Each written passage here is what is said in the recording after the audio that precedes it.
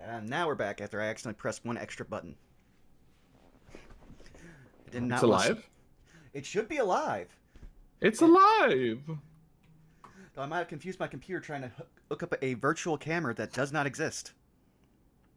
Uh-oh. Though I will say something very funny that happened to me the other day with Twitch while I was streaming Saved by a Spell. It gave me one of those random notifications that they start doing where it's trying to be like, "Hey, you might like this. Hey, you might like these VODs. Link to your own channel's VODs."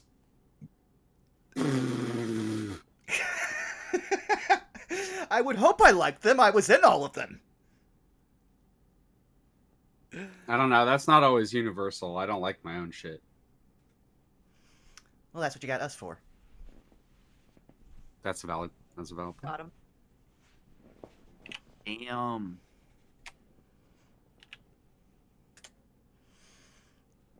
How is everyone doing today? Doing pretty good. Yeah. Good. Ready to play some D&D. Shall Very we much so. start going around the horn? Theme song. Yeah. Most goes. Nose. Nose. You know what?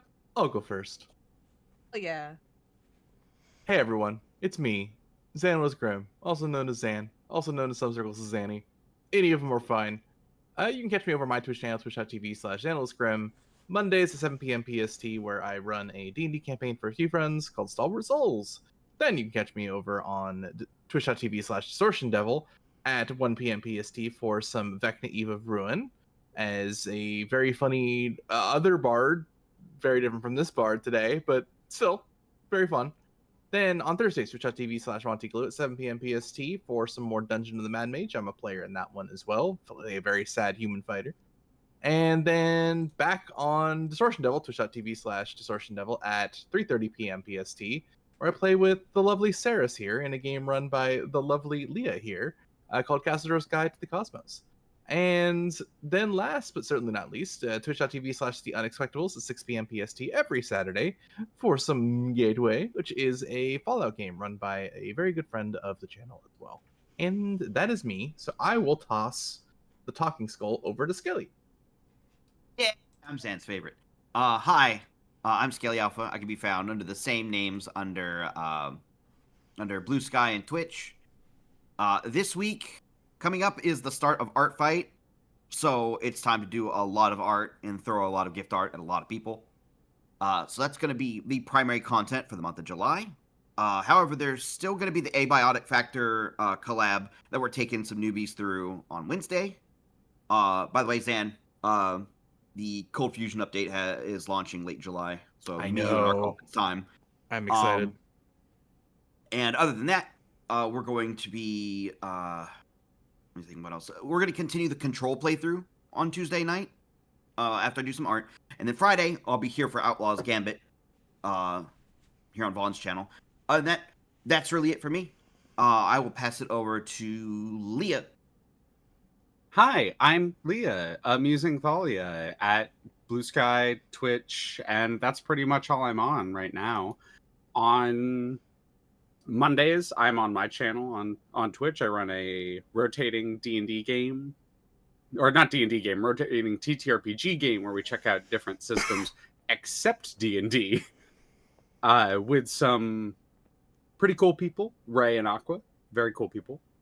On Tuesdays, I tend to run a very difficult game, or usually a difficult game, but I think I'm actually going to be starting a blind Deltarune playthrough for a while. So I'm going to have some fun with that. So if you want to check out Deltarune, if you haven't gotten a chance to check out Deltarune, I am going to be going through it blind there on my channel. I will be uploading VODs. Wednesdays, I'm with my partners most of the day and doing chores. Thursday, I am around, I guess. Friday, I'm on Connor's channel, Distortion Devil, running a game for two of the lovely people in this call. Saturdays, I am off the internet, usually. And Sundays, every other Sunday, I am here for the time being. assisting the strays who sing. Sing. Strays who sing. Almost said strays who wander, but strays who sing. But I mean, yeah, they do both. they do both. But other than that, you can catch me at Xanilus Grim on Blue Sky. I will throw you. Into the river. Saris, woo! Howdy. You can find me all over the internet at TixDixel. Tomorrow, unless I'm mistaken, we're over at Scaly's channel, doing the Scrunkly Cat Oh, afternoon. yes, I forgot to say that. Yes, yeah. Yeah, we're doing the Scrunkly Cat afternoon with our good friend Pepper. Getting close to finishing that game up. At least we think. Maybe. Yeah. Shrugs. We're going in blind. We have no idea. And then I regret to inform you all that this weekend I'm moving. So I will be, this will hopefully, fingers crossed, knock on wood, be one of the last like weekends where I'm just not here. But then after move has happened, you can also catch me on Fridays with Distortion Devil, Theropod Art, The Amazing Thalia, and Xanilus Grim. Going on a Spelljammer and jamming some spells. And then on some Saturdays, which will finally, hopefully, fingers crossed, be getting back to that soon, we'll be doing, I believe, more of the Devil on No Love or Extra, which is on Vaughn's channel. And then we'll be right back here where we started. Is there anybody else who hasn't gone? Be We haven't mean. heard from the lovely Kaz. Here you go, Kaz. Here's your skull. Hi, thank you for my skull. I'm Catastrophe Cause. I'll make this easy because I'm not doing anything. Mostly just vibing, working on stuff. I've been doing a lot of art lately, actually, but I don't have a place to post it yet because I am retooling all of my art accounts. So eventually, I will point y'all in that direction. But until now, I'm still trying to figure out what to call it. So until that happens, you can watch me build stuff on Instagram. And Blue Sky too. But yeah, that's me.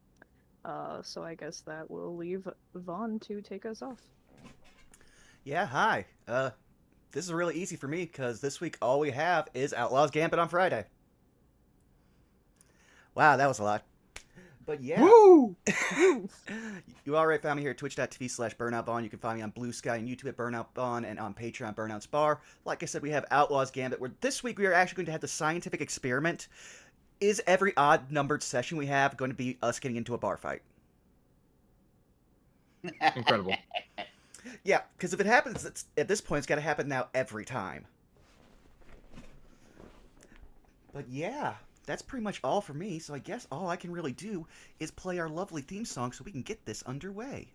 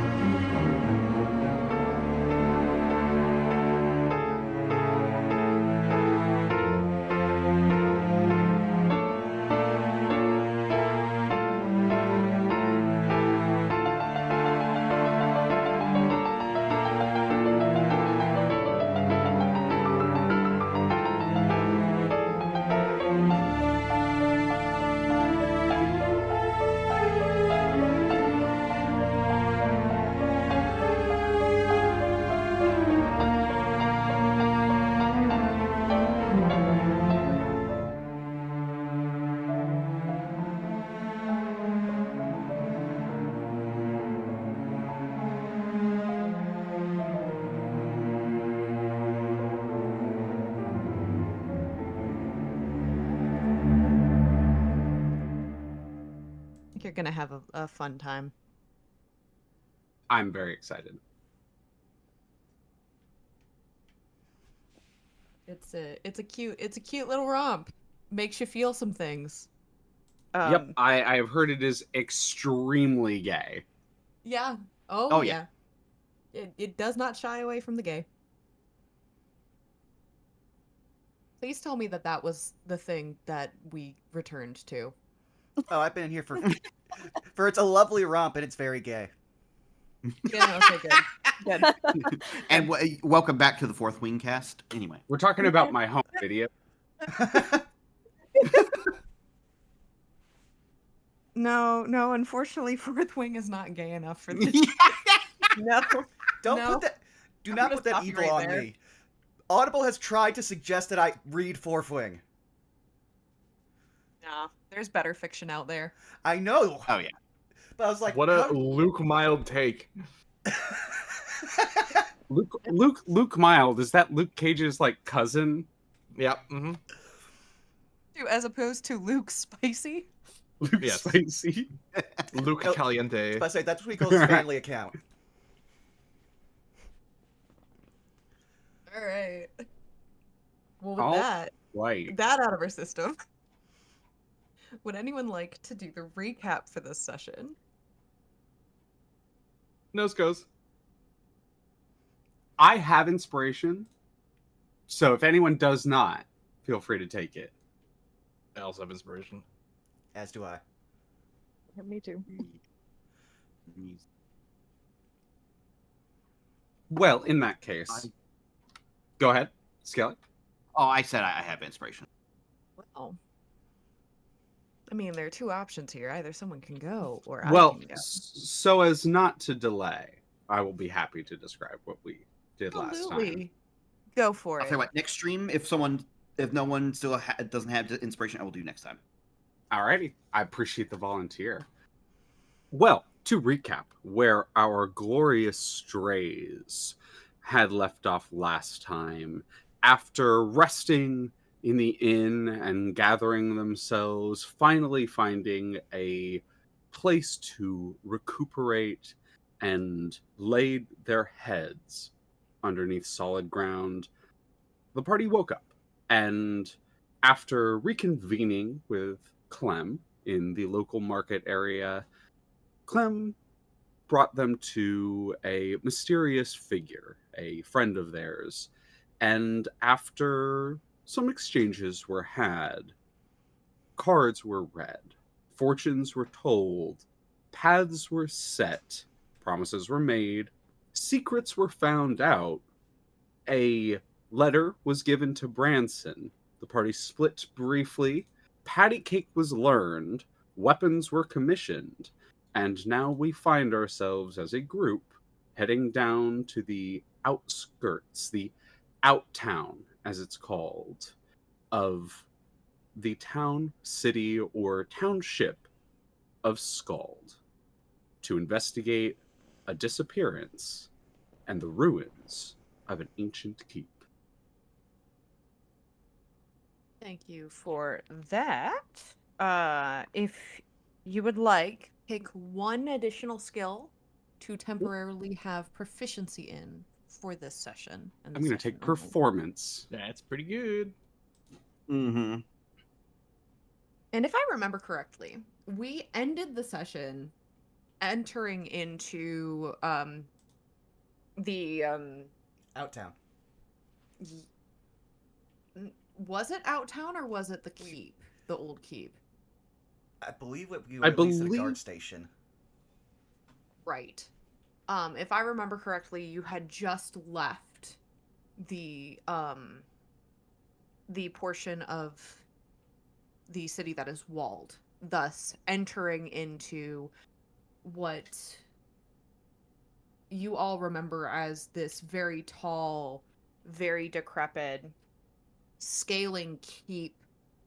It's multiple heights upward, and now that you are collectively no longer in a position of, shall we say, focused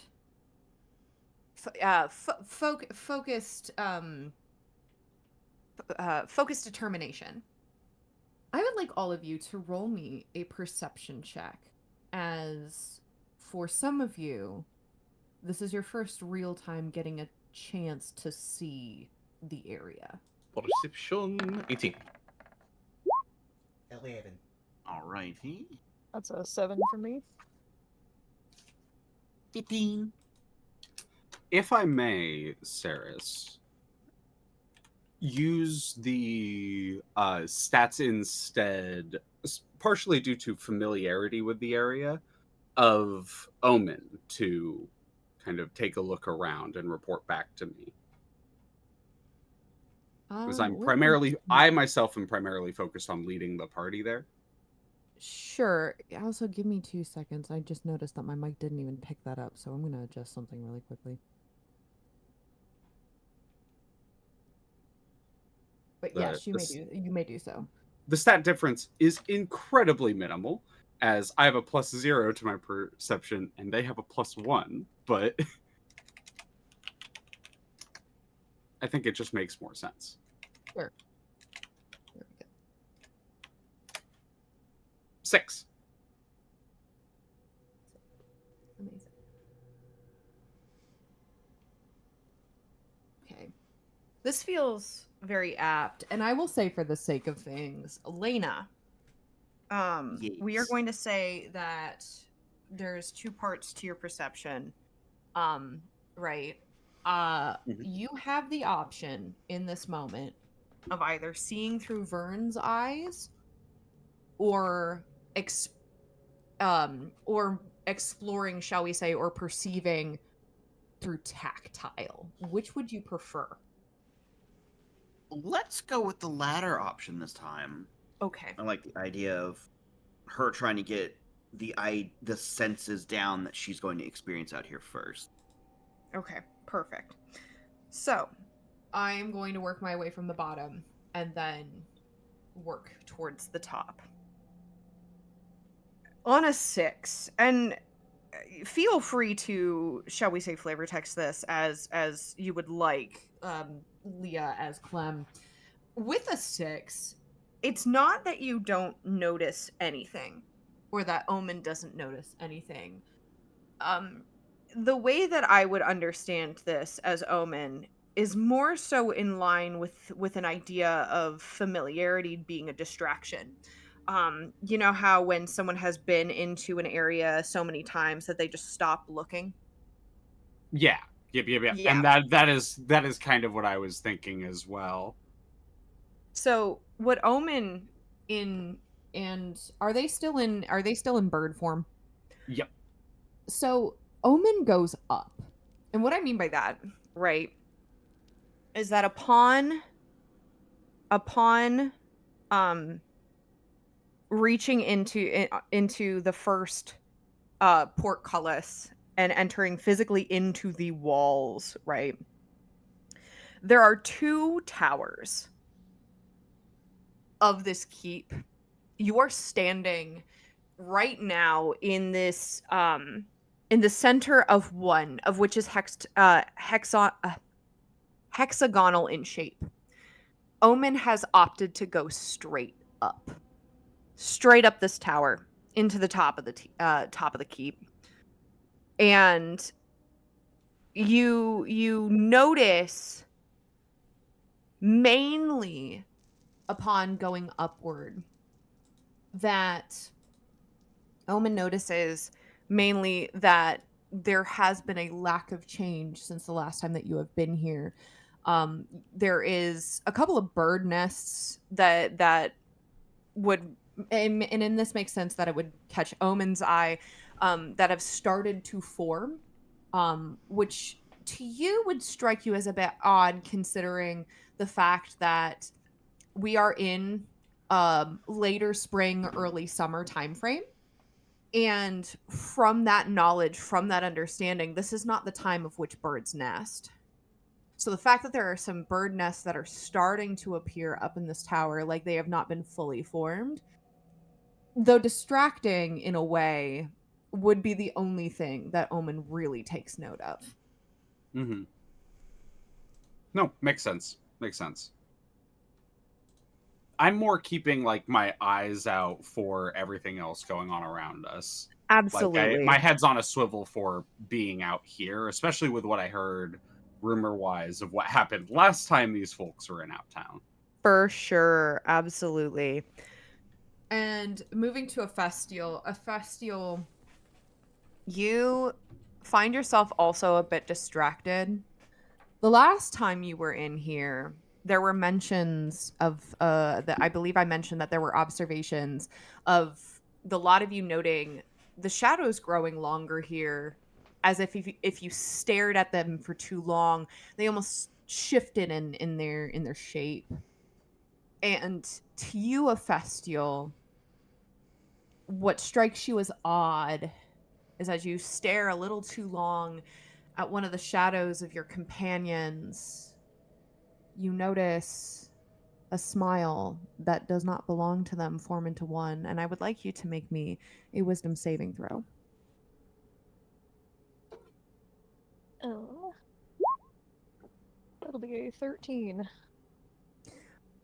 You blink, and that vision of a smile, uncanny and almost inhuman, stretched inside of Razvan's shadow, no longer seeming to exist, and your eyes, as if regrounding themselves, look around, and you notice, you and everyone else, this almost curtain that seems to be standing within the doorway that leads into a now more or less crumbling. It's not fully gone, but it is clearly losing its stability in its structure, as certain bricks have already begun to crumble and fall. There are holes that have made themselves very blatantly clear within the archway of this hallway, and there seems to be a very faded, very old curtain that covers, or at least at one point it did cover, this doorway. And it now is in front of you. You're now there. You see it, and it is torn into two.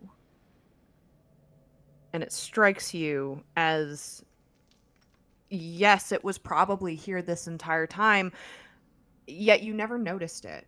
Not the first time that you came in here. It was maybe something in your periphery, but now you're faced with it. Branson, you, would imagine, are probably incredibly laser focused on your surroundings, and thus keeping a head also on a swivel, would notice that as you look upwards, you start to notice that there are balconies and there are multiple floors going up on this tower. But what you don't notice, what you don't see, is a set of stairs that lead upward. As you stand in the center of this open space, it is just that. It is open, minus the rubble that you see from areas of the walls that have started to cave in. Cracks with light piercing through the otherwise very dark enclosure.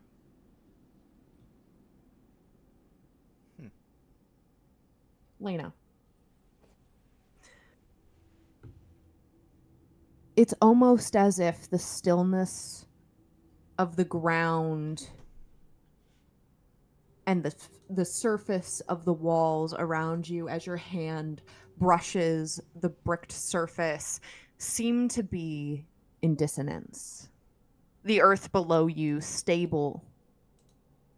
The earth below you only moved, in part, marginally, by the footsteps of you and your companions. And yet, as your hand drifts along the crevices of the mortar and the brick and the stone that seems to surround you, you feel almost tangibly a coldness and a tremor, but not the tremor of like an earthquake. This tremor of energy that almost feels like what you would expect from a living thing that is shivering. And yet, even your blind eyes can determine that this is nothing short of brick and mortar. You also note on a 15 There's something about this place in the air. The sensation, certain areas far colder, almost icy, despite it being late spring, versus other areas as you continue to move forward in the space, moving towards that curtain, feel hot. There's something about the temperature of this space that feels abnormal to you. Moving to Rosvan, you notice that feeling in the air as well. You notice the chill versus the heat. You notice the light cracking through, piercing through the cracks of the walls. You see the faded curtain. You see the tower expanding upward, and yet more so than that. Rosvan, you see what almost looks like a march, a vision of soldiers passing through this corridor that stands in front of you. And yet, as they seem to reach where you and your companions are standing, they fade. And for you, I would also like a wisdom saving throw. Okay. Uh-oh. 21. 21. There's something about this place. You steel your mind, and you do not find yourself shaken or wavered as you stand in what I can only describe as decaying history. And it is just that you realize that somehow, despite this world seeming more dry and less magical than what you are accustomed from home, full of decrepit darkness and any short of supernatural, shall we say, supernatural presences. You look at what you have seen, and instead of recognizing it as any type of apparition, it's more like a premonition. And you realize in this moment that you, unlike the rest of your companions, may or may not have witnessed a memory, and yet unsure of how or why it has reached you in a way that it has not reached your companions.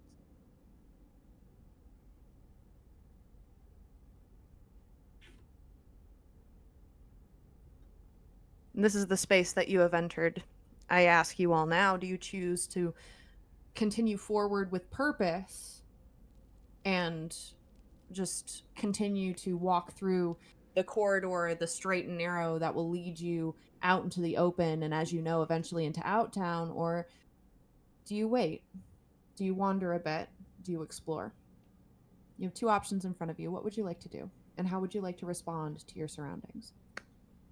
I will say before the rest jump in that I do not think Clem had as esoteric of an experience as the others, and would be primarily leading them, because we're heading out of the gates of the town of Skald into the ruins of the keep, and of old Dargok Keep, and then out towards the outtowns. I think I would still be kind of focused on the outtowns. So unless Okay. someone spoke up or stopped me, I would still just kind of be not swiftly, but with a pace kind of leading through.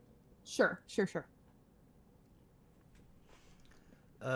Branson didn't get any of the spooky vibes. He just got the this place is strange vibes. So he'd just be following Clem.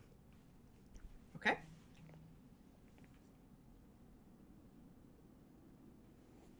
Rosvan will look towards his fellows, realizing that they didn't have the same kind of experience he did, and will just be kind of keeping a weathered eye on his surroundings, somewhat more confused, maybe a little excited as well, but that will be him, as being more pensively quiet and watching. Sure.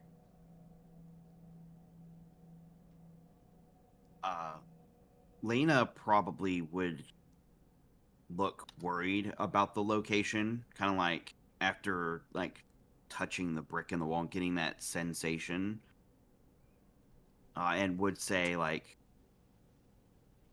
it feels like something's here.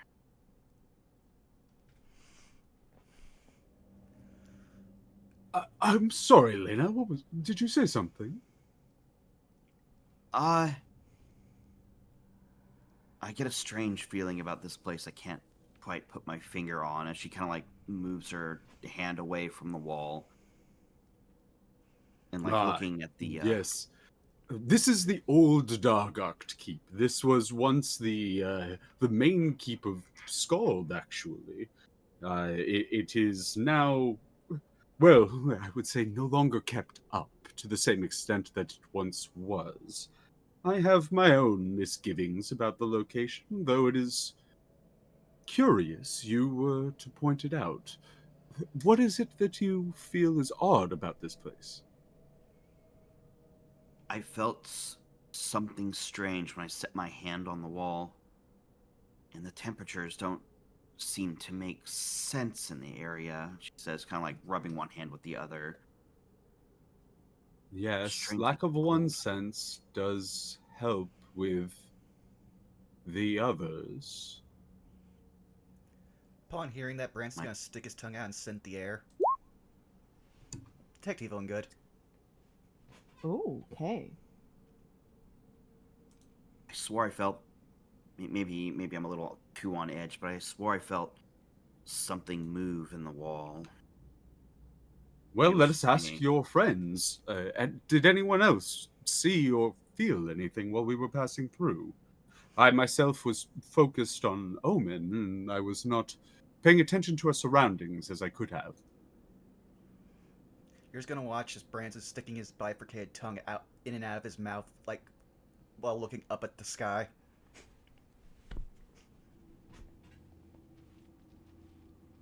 I'm kind of looking between Ephestiel and Razvan. Ophestiel kind of raises his hand timidly.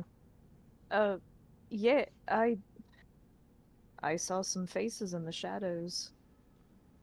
Oh, do tell. They, well, they didn't linger, but they were smiling. It kind of reminded me of some of the things we'd see on our way here in the mist. Hmm. At What hearing the sort of things did you see in the mist? Lots of people, faces. Uh, I mean, I don't. Maybe it was just me, but I saw a lot of faces in the mist.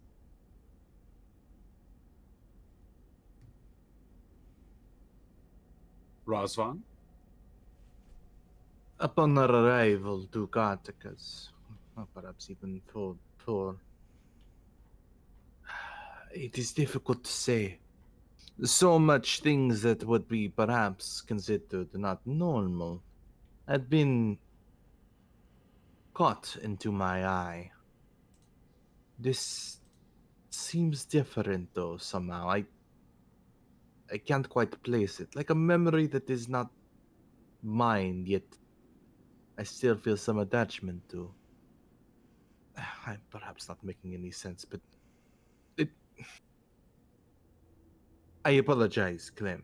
You have been very helpful, but I am having difficulty quite wrapping my mind around what I am feeling. You owe me no apologies, dear Razvan. I also simply seek to assist you in what we are trying to accomplish here and what it is that you all wish to, I suppose, get out of here. This is. And Clem will just kind of gently rest her hand on the kind of stone wall. This is a rather old place and a rather filled one. History has swirled around it like the mists around Skald itself. And I would say that you all experiencing something here, while perhaps odd or strange, does not surprise me as you might think.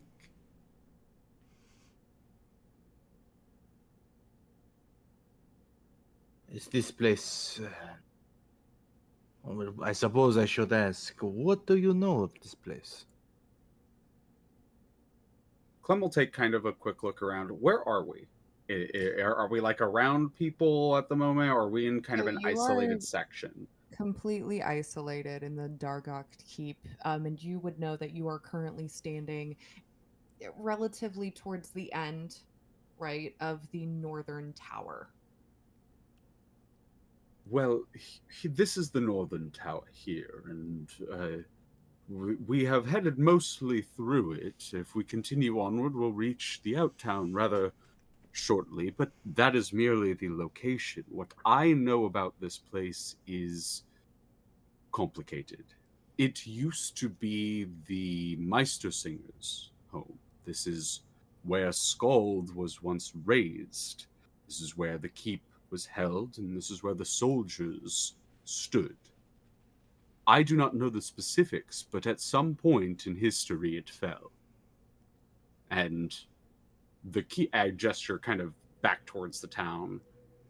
The keep behind us, the one in Upper Skald, is the replacement. That is the new Meistersinger's home. But the ruins have stood here nonetheless as a reminder of what can happen if we do not protect each other. The walls were raised around Skald, I think, shortly after the fall of the keep.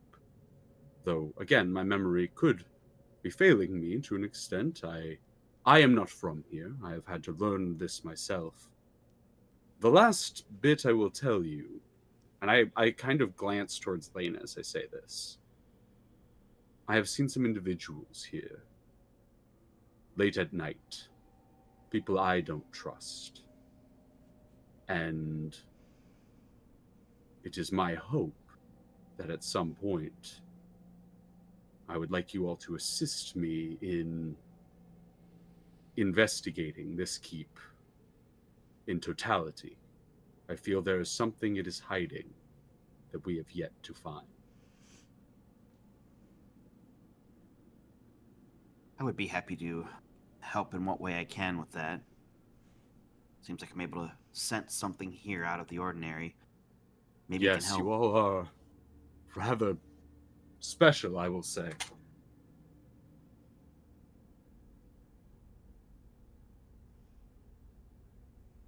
Hopefully we can get around to accomplishing that. I think that would be a good idea to return here. At this point, all of you hear the sound of some type of rock moving, echoing from the ruins of the southern tower.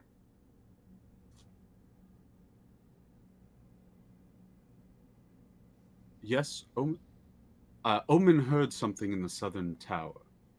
Did any of you hear that? Hard not to with a deafening silence. And I heard it as well. did I get anything back on my detect evil and good? Yes, you did. So here's what's interesting, because I had to do some very quick Googling. So I Ooh. appreciate y'all buying me a little bit of time. You would recognize that this place has the faintest of I'm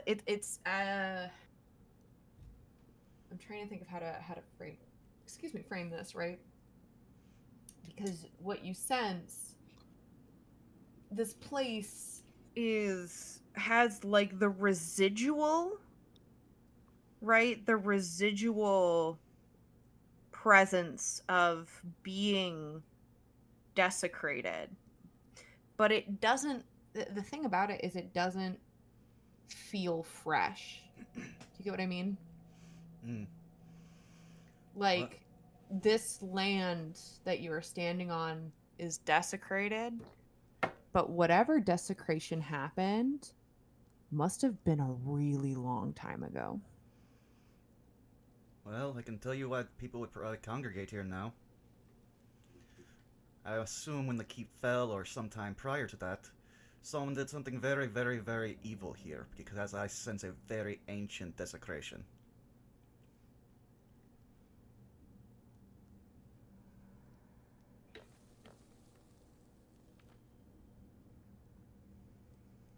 Huh. It's worrying.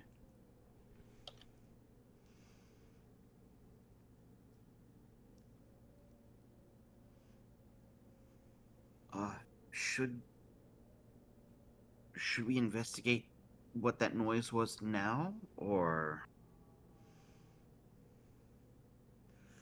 We're should we already hold off? we're already investigating a 4-month-old cold case. Let's stick with the manageable things. Then by your lead. Alright, just turn and nod to Clem and be like, please continue to lead the way. And as the lot of you move into the ruins, and it truly is ruins of the Southern Tower, you start to very quickly notice, at least in part, why you heard the sound of something moving, probably some type of stone that was knocked off or something. As your eyes collectively turn to see a, shall we say, naturally made sort of water spout where water at one point had gathered, clearly not how it's supposed to be, as what stands in front of you is a pile of rubble with other walls sort of tilted as if not quite ready to collapse, but on the verge of it. And you notice this accumulation of water has created a steady flow down the side of this rubble, and it seems to be a strong enough current that it is actively knocking loose stones out of the way. And for a moment, the lot of you quickly realize that once again distraction more or less just sent goosebumps down your arms, more just a little atmospheric thing, perhaps keeping you on edge, reminding you to listen and be aware of your surroundings as you move through this desecrated space. But to that point, a good chunk of the hexagon has crumbled, leaving you an opening into what you know is the path that leads to the Outtown. You do, now that you have all been become a bit more aware of your surroundings, notice a very similar, if not symmetrical, structure to the Northern Tower. And you do see, for the record, a couple of doorways additional that probably lead to other sections of this keep. But as the lot of you continue moving forward, again, you have your goal in mind and you're out in the broad day. Once again, returning into the fields where you see the scattering of houses clearly out for at least a mile, if not two. The different shacks, the different, dare I say it, not just run down, but haphazardly put together shelters of people. And at this time of day, now officially moving into, the later elements of the morning, you all see, or I should even say early afternoon at this point, you all see the town bustling. You all see people of various walks of life moving about. And I would like all of you, once again, to make me a perception check.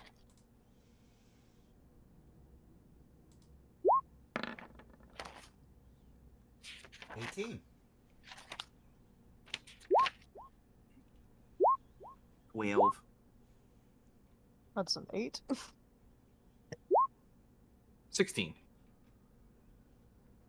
12.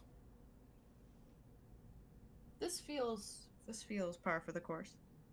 So, a couple of things to note. You recognize the same area of the of the Outtown, the four of you that you had walked through in order to get to Scald in the first place. But again, you now have a chance to really see what is around you. And a couple of things that you note. Number one, you notice what you didn't notice before is that there's a little road that leads off. You would recognize this to be in the eastern direction.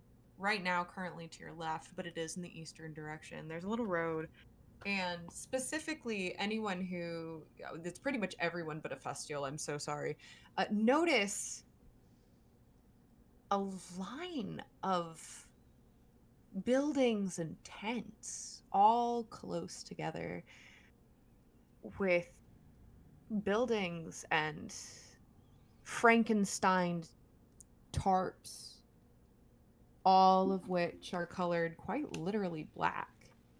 And there's a gentleman pacing in front of, well, the road, the edge of the road that leads to this portion of town. And it, unlike the rest of the town, looks very characteristically put together. It looks very organized. It looks almost suspicious, dare I say it. A Festial, you not noticing this, are noticing, though, the people staring around you, whispering, cowering away, even recognizing your faces. You hear people talk of the man with the lightning, or the pretty man with the words, the woman with the weird arms. You hear chatter about the strange looking goblin.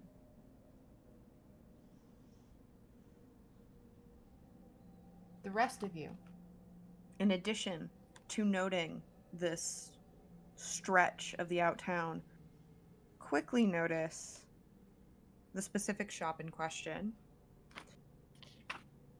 It hits you, almost as you would expect, that this building is a bit different from the ones around it, in that, number one, it is actually a 2-story building.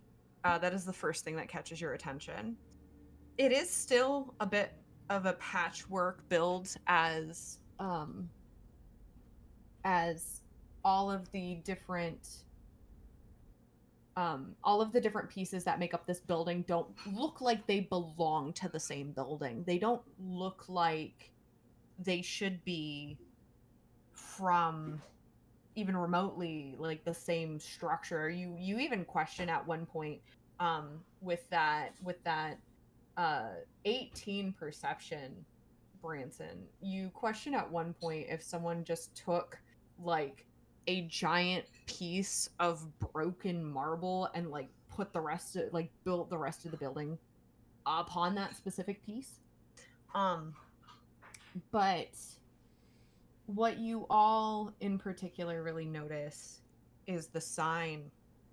It is, much like the rest of it, a bunch of different boards and like different awkwardly shaped pieces of wood that have been literally nailed together, and it reads in like amateur whittling, amateur carving, the weapon shop. There's one other thing that you notice too. While there are no windows on the front of this building, and the steps that lead up to it look fine, the first thing that you notice is that there is no light coming from this house, not the window on the second building, nor the opening of the front door. And as the 5 of you, again with that 10 or higher, are able to notice all of that, this is where I ask my party, you've arrived at your destination. What would you like to do? Well, first things Clem first. will really. Oh, go ahead. Sorry. I was just gonna say, Branson will just walk up and see if the door is unlocked. It's open. Oh, okay. The door is like a couple inches open. like it was never properly shut or latched, and there's no light coming from the inside. Okay. Well then, Branson will just reach his hand inside, use thaumaturgy, and light any candles or like means of light in there. And then he'll actually say, "Clem, could you start looking around for anything out of the ordinary? I want to check for something." I would be happy to take a look around. I cannot promise I'll find anything myself, but I will look. Mhm. Now you said that. Oh, go ahead. Elena would have seen you like move the door and not hear any kind of like unlatching sound. It's like seems strange the door wasn't closed and the lights are out No, in there. It seems like I can't tell. they were out. I lit them, but not that strange. She's a smith in a less salubrious part of town that's been gone for 4 months. This house has probably been ransacked at least 4 times. Yes, Hmm. I believe, sirs, I have already confirmed that. Yes, you've already confirmed that this house has been visited. Yes, it has been, let's just say, picked perfectly clean, like a corpse in front of buzzards.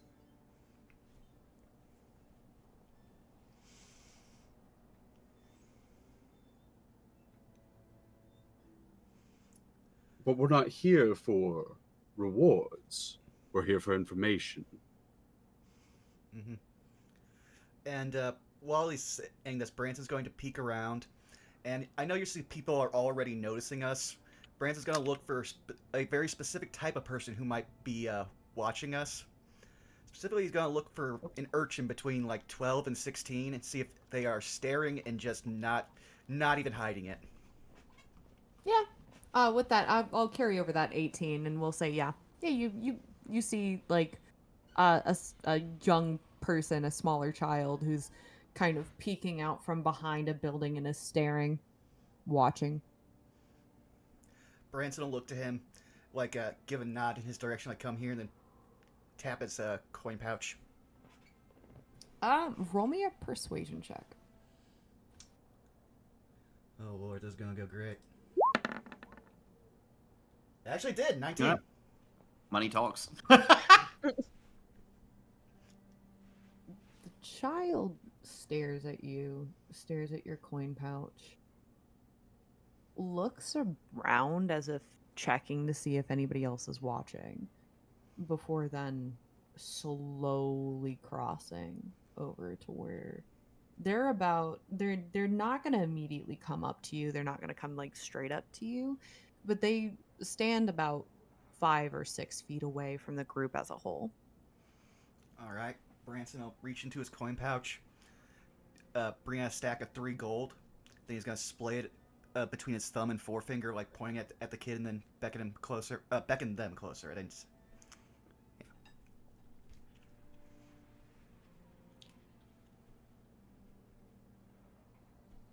I'll be like kind of, checking out the outside a little bit, but if I see everyone heading in, I will eventually follow. Sure. Do you actually, like, at this point walk inside? Like, collectively as a group? I leave that to the others because Branson asked me to take a look around, so I started doing a loop of the outside. And we're following Branson's lead, so I imagine if Branson walking in, we're all walking in. Well, I haven't Okay. walked in yet. So- I was trying to get the attention of that kid and get him to come closer because I need to get an informant going. Then yeah, Yeah. we're just gonna be standing outside then. Okay, that's what I wanted to check. Yeah.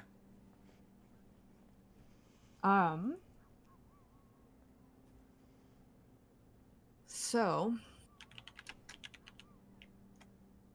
the child does, like I say, approach, but like stops. They don't come all the way up to meet you. They stop like where the road meets the path that leads up to the building.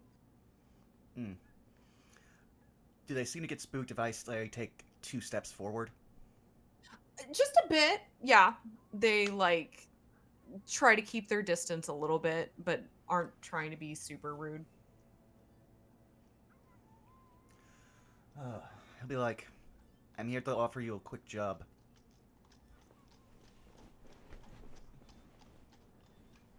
Okay.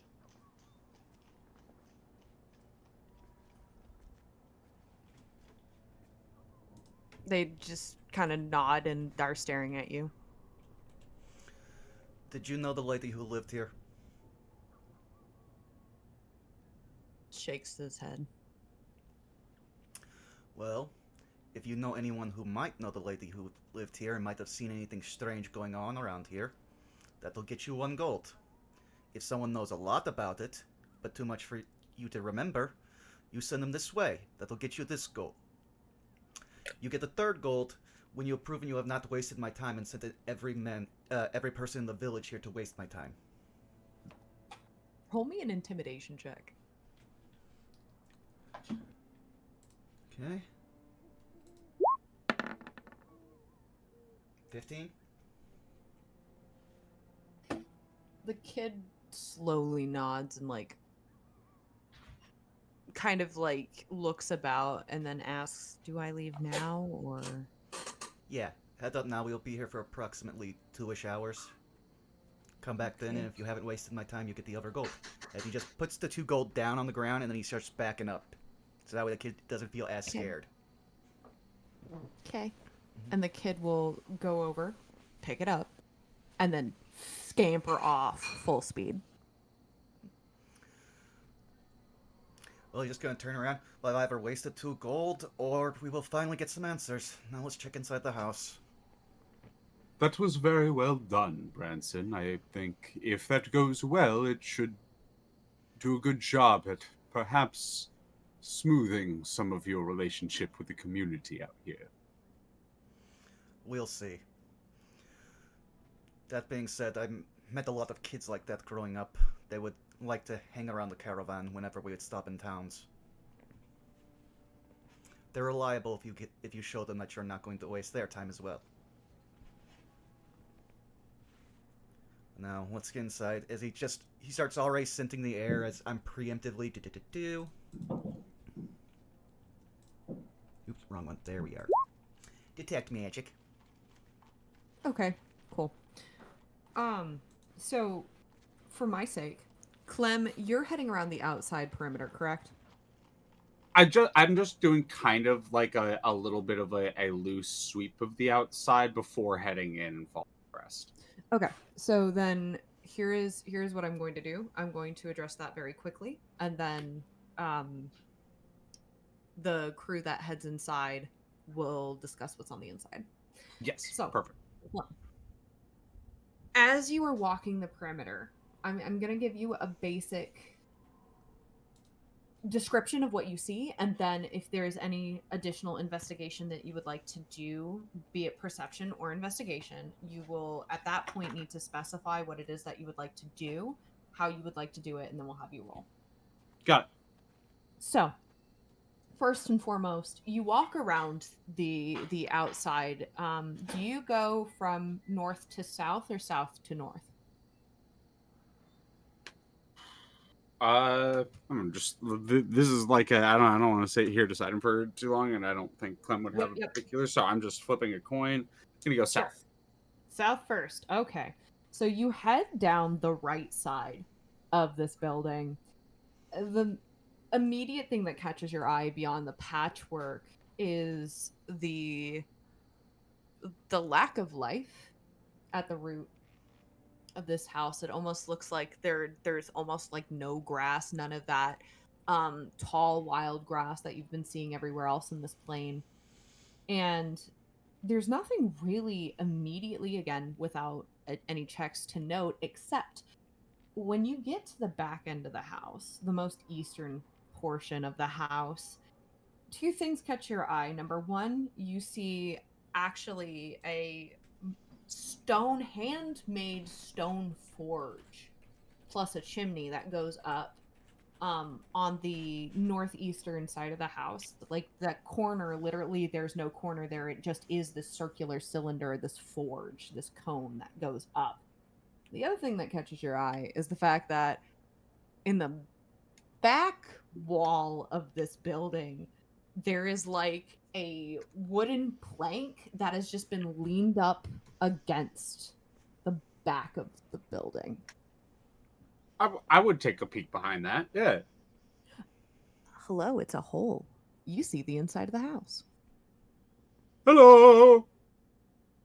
You all hear that coming from inside the house. Clem jump scare. But quite literally, it is a large, and I do mean like a solid person-sized hole. I think In- most of my time will be inspecting this hole, trying to figure out what the hell did it. Okay. How would you like to inspect this hole? I think this is a nature check, right? Like, I'm looking to see if it was broken naturally, or if like a creature busted through it, if I see claw marks, right? Like, it's like knowledge of like the natural world. Sure. Yeah, nature check. Let's do it. That is a 6. I will use my inspiration because I'm curious. 19. Yeah, there we go. Good use. So the first thing that you notice is that the wood here, you can even see it on what's remaining around this hole and on the what you now realize are wood chips on the floor. And you notice that all of the wood chips, for the most part, and the wood planks are on the inside of this house. You notice that right out the gate. And you notice that all of it is rotten. As you touch it with your fingers, it crumbles like putty. You know wooden shouldn't do that. Yep. Additionally, a couple things that you notice. Right around, like almost like a ring around this hole where, you know, it is splintered and it is gnarly, you see some little black fuzzy spots. Just kind of like a ring growing around. Does it where- look like the other place that I would feel suspicion about this that I yeah. have yet to bring the party? Cool. Oh yeah. Yep. 100%. Yep. I'm going to be taking notes about that.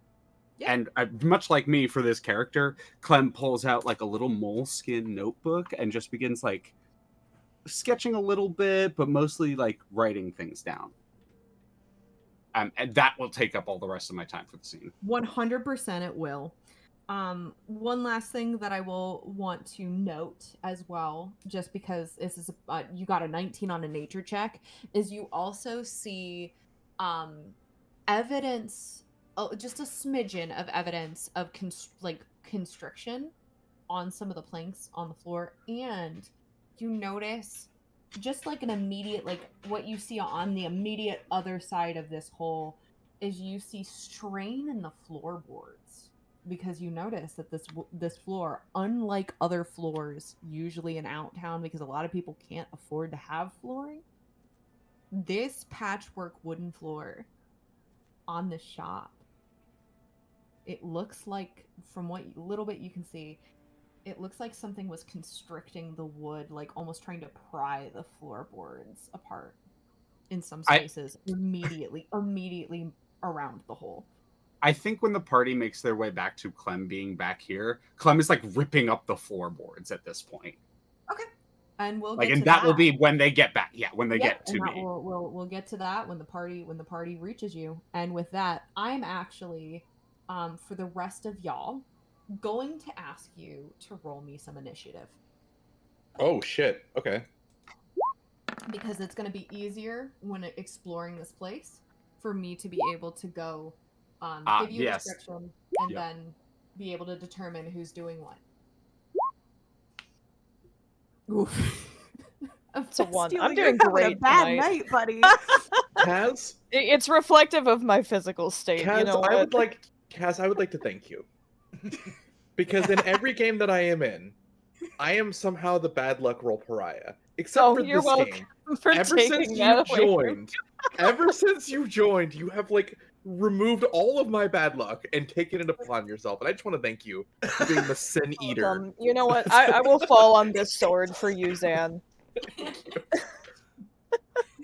For the subclass that Razvan is like, yeah. Oh yeah. Oh yeah. Well, and again, I kind of built my character around being able to work with really either bad luck or just me not knowing what's going on. So this This is is perfect. always in character. This is perfect. This is perfect. So, as the four of you walk through the front door, right, which, like, rusty hinges crankily complain as this door swings open. And to the surprise of no one, you do see the evidence of a ransacked building. But before we get into that, before we start investigating, I'd like to give you a layout of what you immediately see with no checks. Again, anything beyond that will require some type of check depending on what it is you would like to do. So, this building is relatively rectangular in nature, with the exception of the northeastern corner. As I mentioned before, there is a like a handmade stone forge, and without a check, you all notice that this forge, at least to some extent in its opening, has actually collapsed, where stones are literally on the inside of it and also on the ground. To the towards you, a little bit closer towards you, you see both a basket knocked over with what you can imagine are probably some tools, as well as a tool rack on the wall that again has been knocked over. You see an anvil and you see a sharpening wheel right next to each other, a little bit closer towards you all, almost as if in the middle of the northern section of this open space. Along the southernmost wall, so opposing that, you see a chest that is locked with a padlock and a table of which there's a lot of stuff going on. A lot of stuff is happening on that table. You require a deliberate check to see what all is going on. And you do notice, though, on this table is a candle, like a candlestick and a candle, like with a really hefty candle on it that has been burnt all the way to the stub. There's like a teensy bit left of it. You also notice, for the record, a bellows, very large bellows on the ground, sitting at a weird angle, and of course this hole that is in the back. Something that I will plant in your brain right now is that there's a lot of mess. There is a lot of tools and metal and papers also, and chain links all like scattered across the floor. Like I said, this place has been upturned. There's a hammer that's been knocked over that clearly should have been somewhere else. But as you look around this level of the floor, two things immediately draw to your attention. Again, no checks needed. Number one, this 2-story building, why don't you see any stairs? And number two, this feels empty. But like, not in this, just in the sense of like, oh, this place has been pickpocketed. It feels like, even for what all was left in here, this place feels really empty. With that, let me know if I need to repeat anything, but Razvan, with your natural 20, 24, you're first. Ross will kind of curiously kind of wander about. He'll take the glove off of his hand and kind of place his hand on the wall, see if he feels anything uniquely different. Okay. When you say uniquely different, what is it that you are looking for? Well, considering he's had some form of almost mimetic connection to certain places, he's feeling if what the vibes are of this place, or if there's any memories projected upon this place Sure. that would reach out like they have in the past. Sure. Go ahead and roll me a wisdom saving throw. Sure. 16. So, this is going to strike you a little odd because it's not what you just experienced earlier today. But you do feel like a heaviness. like a like as your hand like brushes against the wood, you almost like, and you all hear this, you all feel like the wood shifts, and you hear the groan and anguish of this conglomeration of wooden pieces. You hear not just the age, but you feel agony, like a sense of physical pain or torment. And that is all you can determine by simply just reaching into the ether. Kind of feeling that, he's gonna wince a little bit, put the glove back on. Something very painful happened here. I would tread cautiously. Who is next? Who is next? That would be Lena. Kind of looking, Rosalind kind of looking towards Lena. There is forms of connection beyond just sight. Something for all the senses to take purchase. Lena, I trust you more than most. And Rosvan will give a point of bardic inspiration to Lena. Thank you. But that will be Rosvan's go.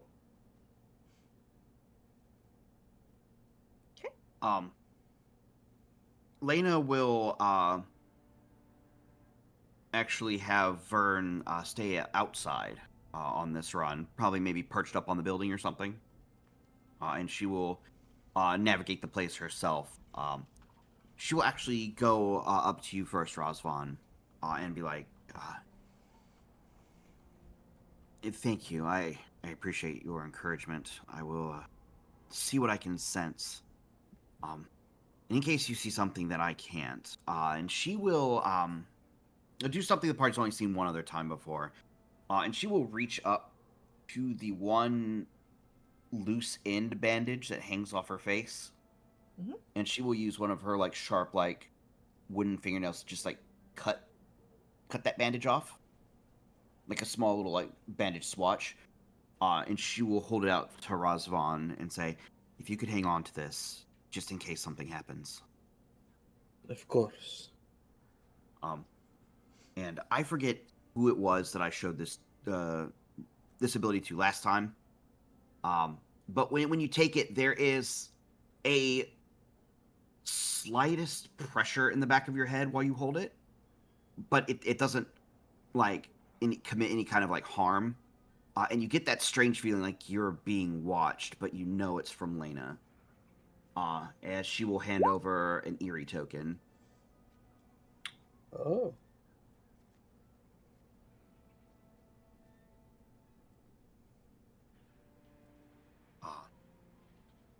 But after doing so, she will begin to like, almost like the feeling like she was having at the keep. She would like kind of like really like locking out any kind of vision to like open up any other kind of senses that she may have in this place, whether it's like sight, sound, anything of that nature.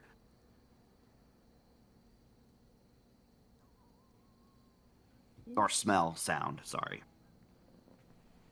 Interesting. I'm so excited that you finally used that. I think he did use it once, but he gave it to Humphrey of all people. Yeah. Yeah. All right. So you hand the token. Is there anything else that you would like to do? For the moment, other than trying to look around a bit, and you did mention it was easily noticed that there's no stairs present.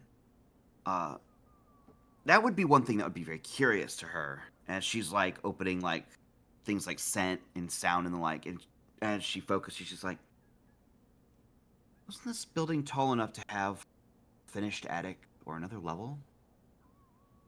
There's no stairs down here, is there?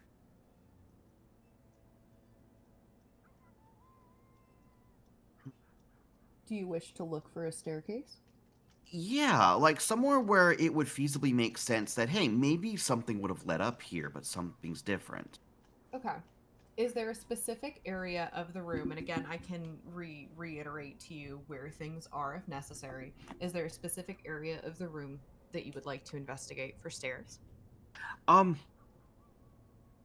when you said this place was like vaguely rectangular, except for one Mhm. particular corner seemed off over there near, I believe you said there was like some crumbling wall.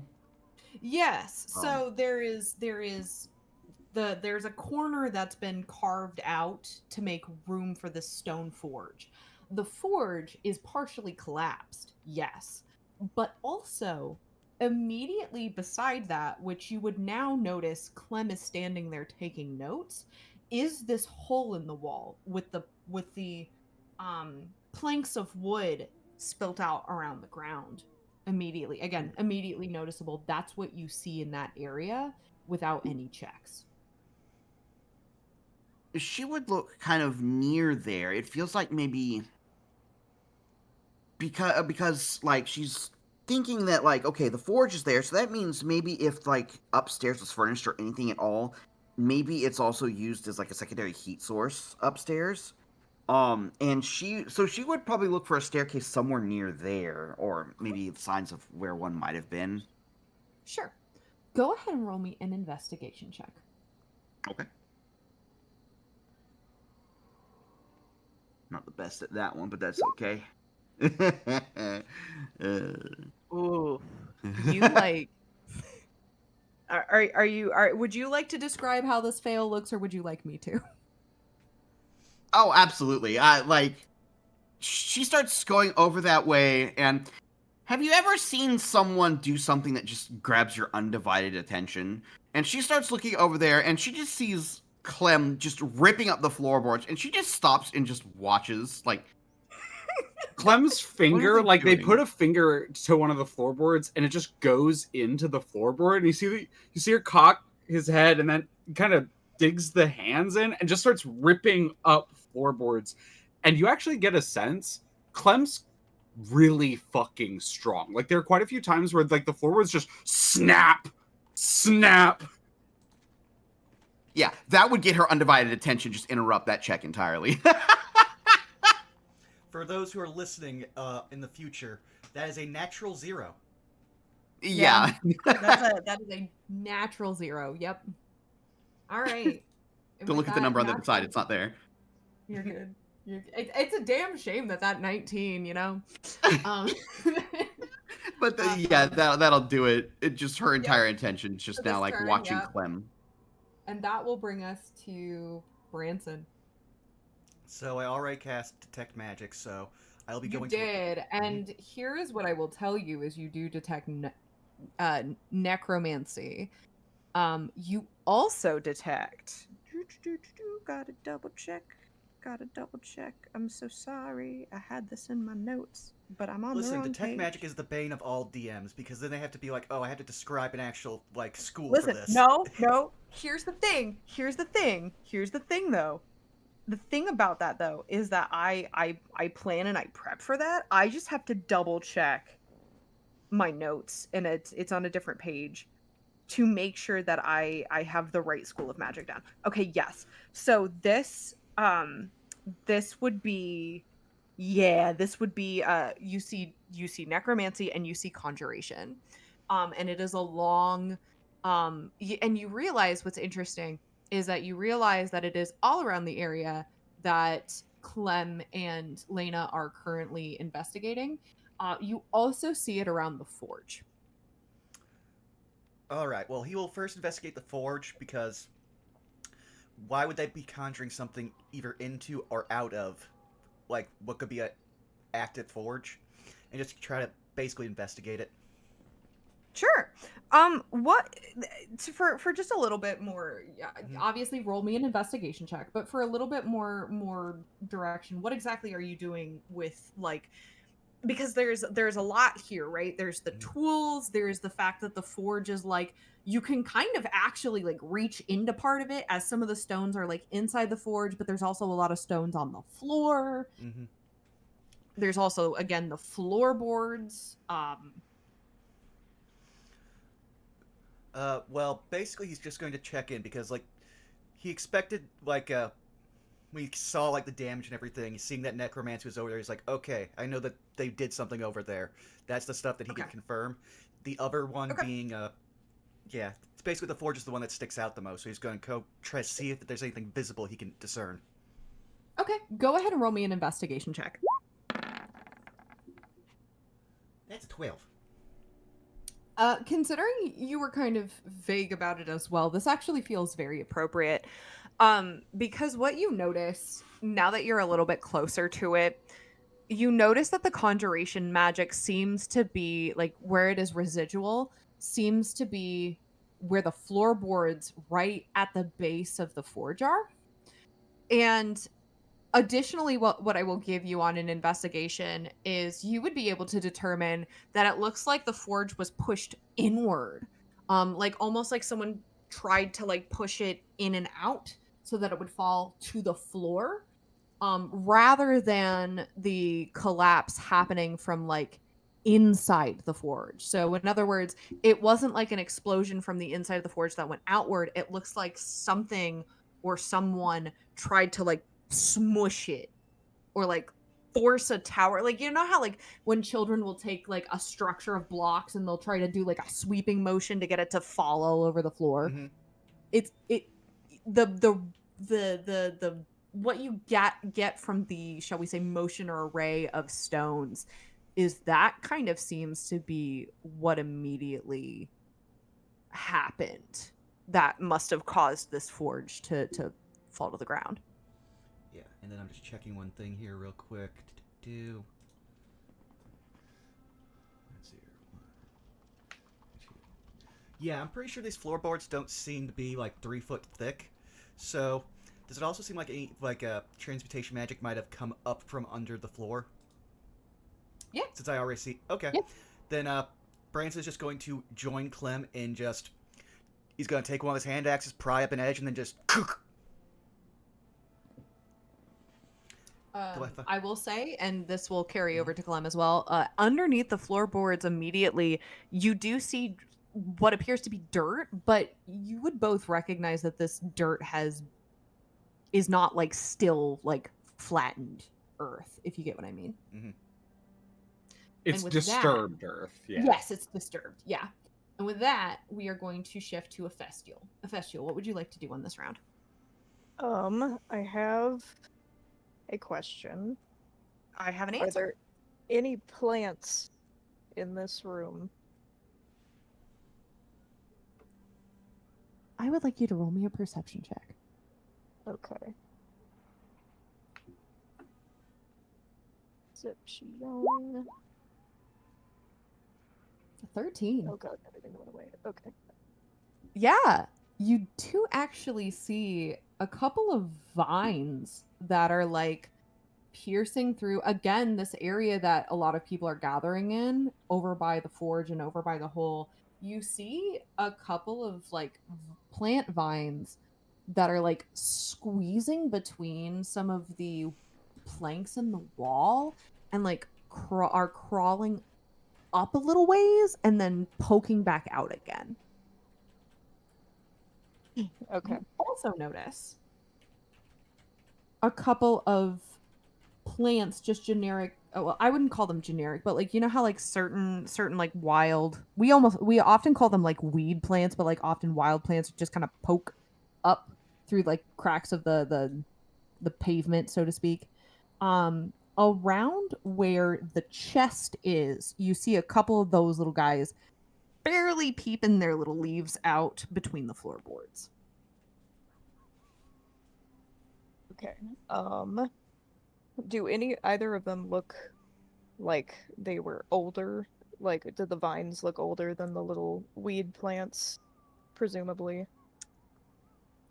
I'm gonna request a nature check on that front. Okay. There's a reasoning to all these questions. No, for sure. No, I'm glad you're asking. That's part of the investigation. You No, said, that's part of the investigation. Nature 100%. check? Nature check, yep. Okay. That's a 7. It's kind of hard to tell. I will give you on your 7. It's difficult to tell whether or not the vines are significantly older. And you can deduce that is because from your current placement and what little you see, it's hard to see the root of it, right? Literally. I will say for the ones at the chest, they seem relatively young.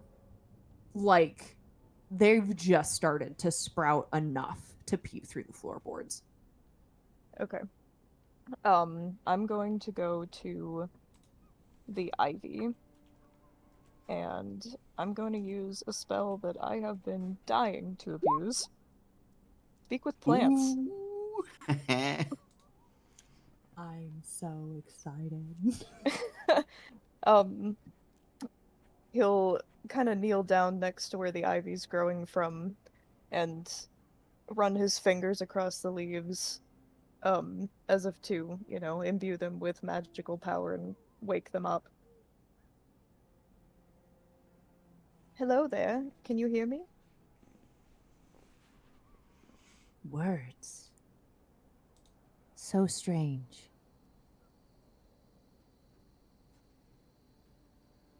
That I have is some- the voice that you hear. Sorry. Okay.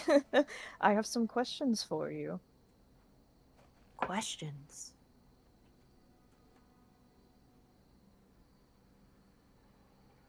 I have maybe answers. Do you perhaps know what's going on in this shop? Goings on. Who's Many been in thing here? and no thing. When? That is a question. He'll stop with the plant for a second and try to get Branson's attention. Branson, Hmm? He turns to you. did the other blacksmith tell you how long ago his item went missing? I believe it was only a week ago that he said that, right? Correct. It went missing a week ago, but we also know that this place has been abandoned for about 4 months. Okay. He said that the item went missing a week ago, but this place has been laid bare for 4 months, so probably look back 4 months. Wait, what are you doing? Well, I'm trying to help you find your item. Okay. Isn't that what we came here for? Yes, I just didn't know what you were doing. I'm just asking the ivy. This is going to be Branson's response. College chat.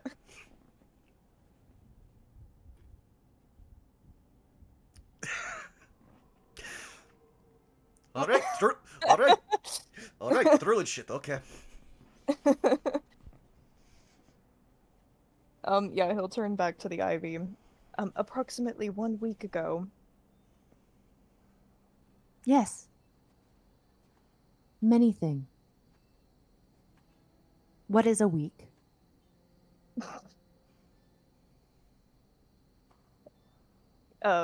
7 sun cycles? Oh, yes. When 7 suns pass. Yes, many thing happen. Did you perchance see anything that looked like a whetstone? I do not know what a... There's a pause. The stones in here are not wet. Well- It seems to extend a leaf in the direction of the forge. Dry stones. Yes. How would I describe it? I believe it's used for sharpening? Ah, You can stone hold for it. It's sharpening. very small. Stone for sharpening. Like earth. That was a question for your information.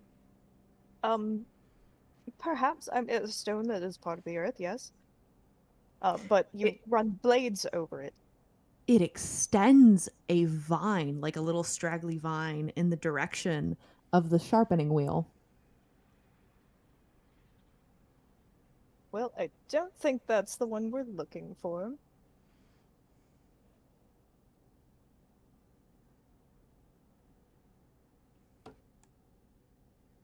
Well, There are more? yes. Forget about that one. How about 4 months ago? Do What you is recall a month? 30 approximate sun cycles? Oh, a moon cycle. When moon pass becomes full. Yes, yes. Do you recall seeing the woman that owned this shop? Yes. Do you perchance know what happened to her? There's like a very long pause. I am going to roll for the plant.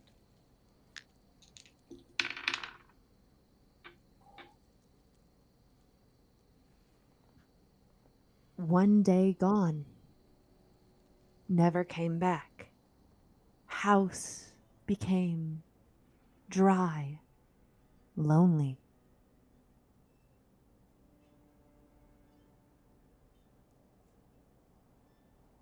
Did she leave on her own?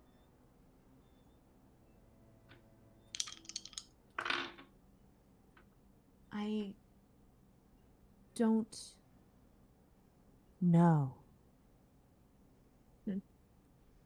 My leaves and roots lack knowledge of events. Well, I appreciate your time.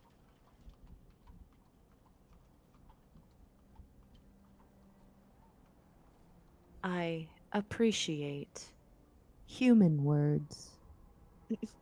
Please ask more questions.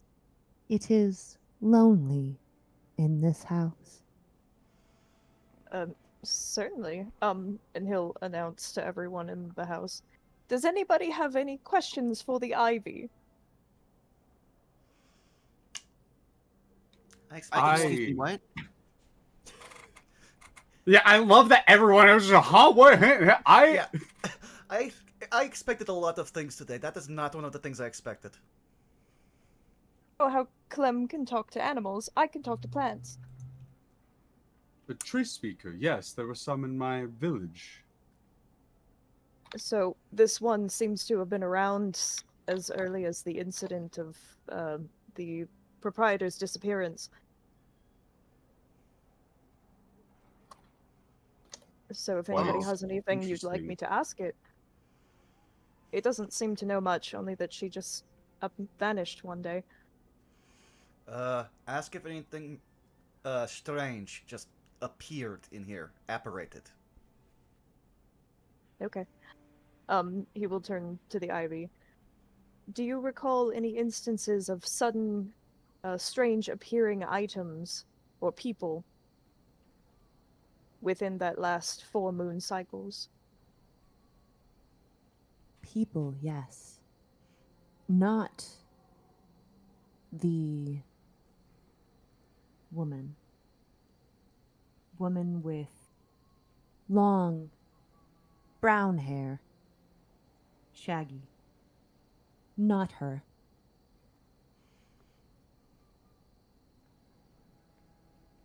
Is there any details you can give me on the people that did appear? Gonna roll some dice. Ooh, okay. I remember 3. One, plain, seemed in dirty state with white clothing, plant-based. Saw other with Clothes resembling the sun. Animal based.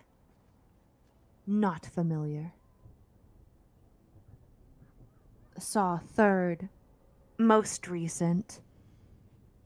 Only saw cloak. Dark. Plant based.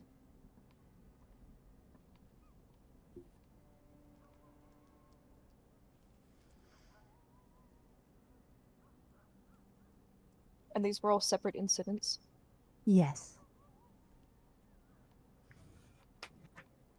Ophistiel will relay all of that information to the group, particularly to Branson. Great, so now we're dealing with evil druids. Fantastic.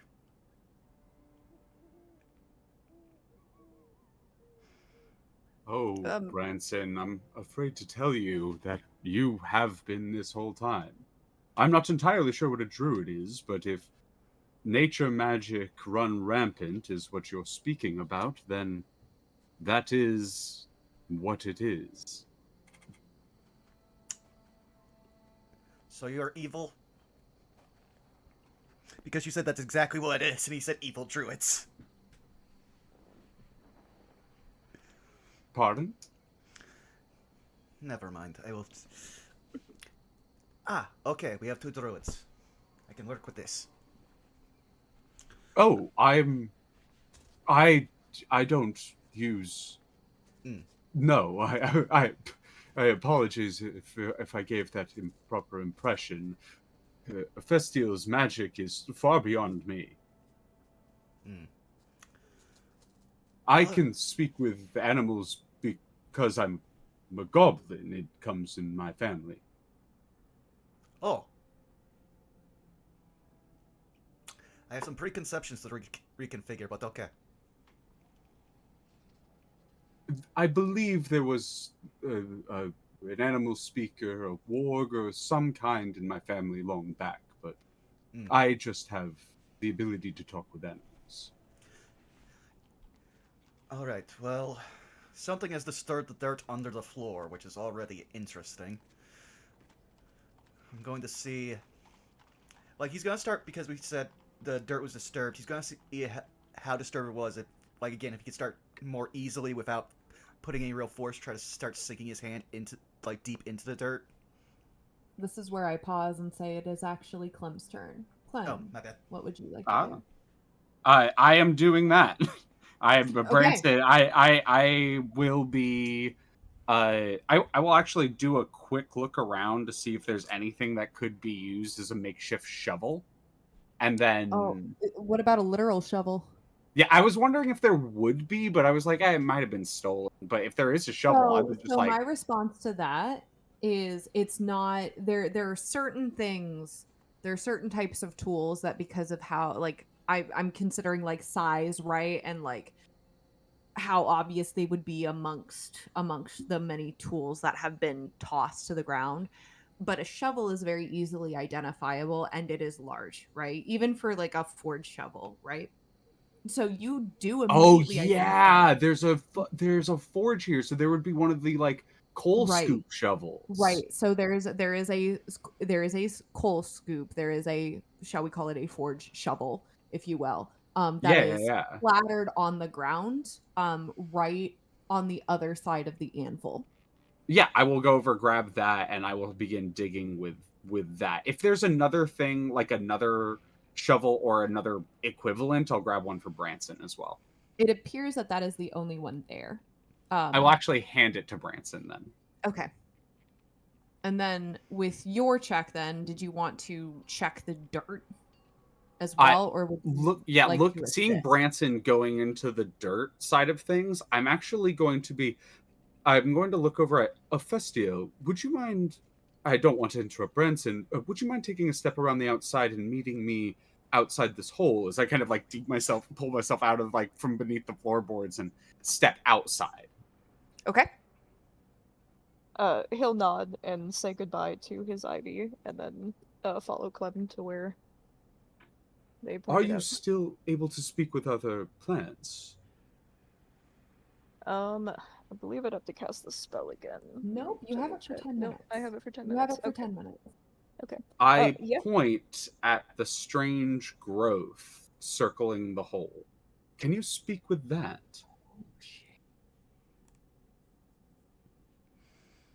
He'll kneel down next to it and try to get its attention. I will say, for the purposes of this, do you mind, Kaz, if I pause you and have that happen on your turn? Nope, you're good.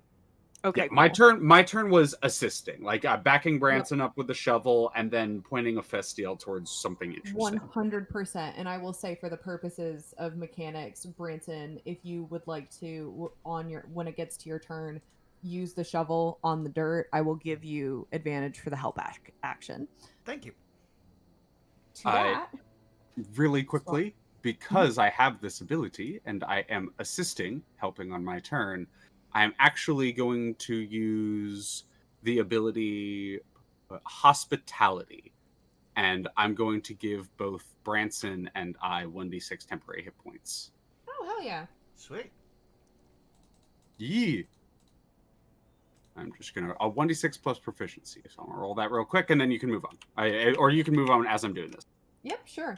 And with that, that makes it Rosvan's turn. If you are with us, Sam. Yeah, I'm here. Rosvan is going to kind of look around to his fellows, realizing that they can get more information from talking to things instead of people. Rosvan can only talk to spirits, as in, alcohol. So he is going to take a breath out and look towards Ophestiel. We have found our ways to trust one another, but your perceptions are always well noted, and I hope you can find more than we could find individually. And we'll give point of bark inspiration to Ophestiel. Okay. And that will be Rosvan's go, as you can, just kind of observing and keeping quiet, trying to be supportive as you can. Okay. To make things a little interesting, I'm gonna ask you to roll me a perception check. You got it. That's a natural 1. Even with a natural 1, you notice something. I'm gonna go ahead and give this to you because I think it makes it a little bit more interesting. As you said that you're just kind of keeping still and you're just observing. Something immediately catches your notice, and that is that chest I mentioned with the padlock looks like it's been tampered with. Like it is still locked, the padlock is still there, but upon a double glance, it looks like it's been messed with somehow. And that is what I will give you on your natural 1 perception. Branson, it looks like someone may have been here and in a bit of a hurry, as he'll point towards the chest. That will be Rosvan's go. Mm-hmm. Yep. And that will bring us to Lena. All right. Besides getting utterly distracted by Clem absolutely obliterating a floor, Yep. with unusual strength. Sorry. You've been around Branson long enough to know that Clem might rival Branson's strength. Yeah, that's definitely what got her attention for certain. But so it seems like everyone's teaming up to try and dig in that spot. She will redouble her efforts to trying to figure out why it's such a tall building and no second story. Mm-hmm. So she'll try to go back and search again. We'll say this time around and hopefully not get another one. Yeah. Would you like another investigation check? I would, if you don't mind. Okay. A 7. I think I'm going to use that bardic inspiration. Go for it. I believe they're D8s now, right, Zan? Yeah, they're D8s now. They're D8s, okay. 12. A 12. That was enough. You sort of with your hands in front of you, right, being very tactile, are now finding yourself kind of along that southern wall, Nearby where everyone is hanging out around that hole, but a little bit more south of that, towards actually the corner where the two walls meet, and you feel, oh, your hands wrap around it. There's a string dangling from the ceiling, and if you give it a little tug, yeah, it's attached to the ceiling. She'll wrap the string around one of her fingers before she pulls on it, and she'll say, I believe I may have found our way potentially upward. And as you pull, shunk, the literal panel lowers down, and very quickly, very rapidly, a wooden ladder juts down to the floor.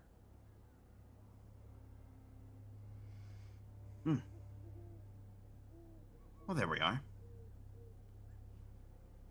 Maybe worth looking up there here in just a moment, I would think.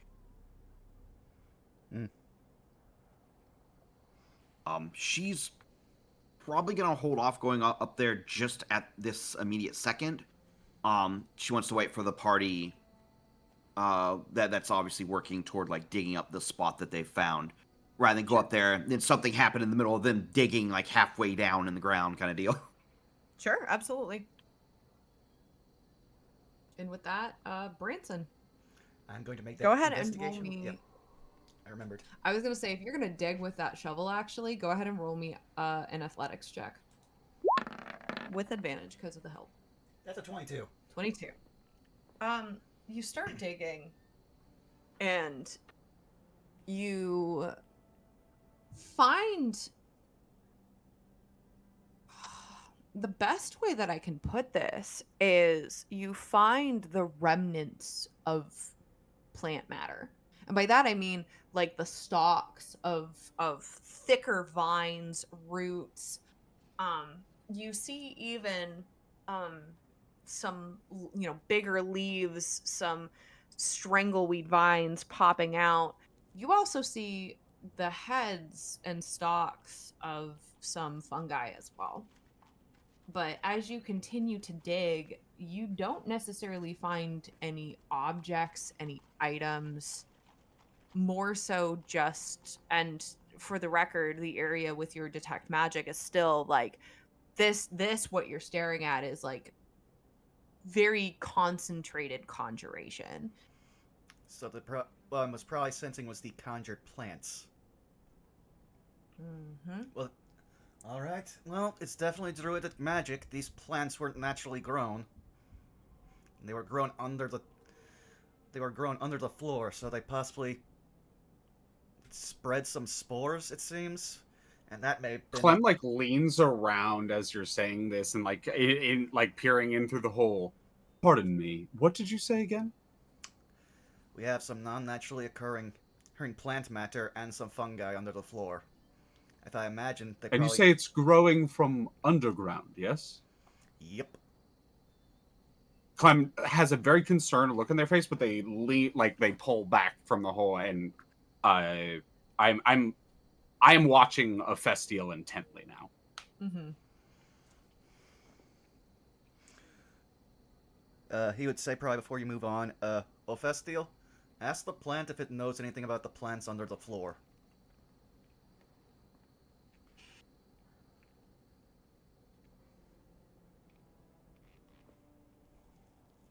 Will do.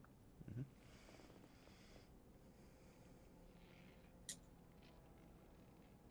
Anything else you would like to do? That's it. Well, I would say, depending on what we hear from Ophestiel, I might change, but he'll position himself next to, like, Lena, because he gets the sense that she wants to check up there, but she doesn't want to do it alone, so depending on what we hear. All right.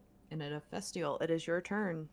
You have speak with plants, and you have the fungi's attention.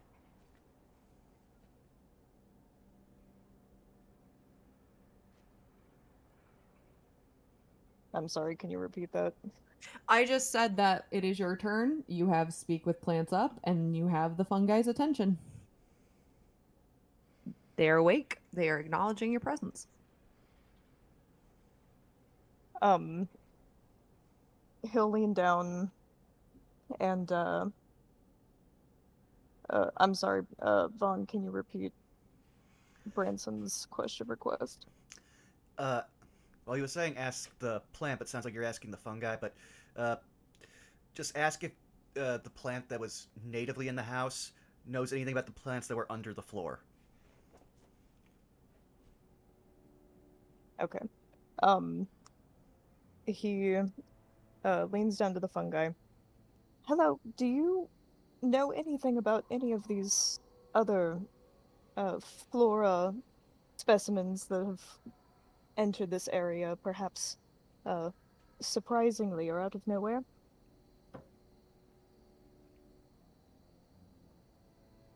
There's a long pause, as if the spots are thinking and considering your question.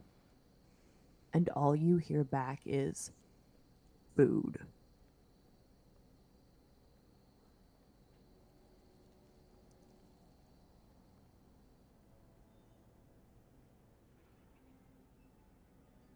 They said food? Yep. It said in a deep, growly voice, food.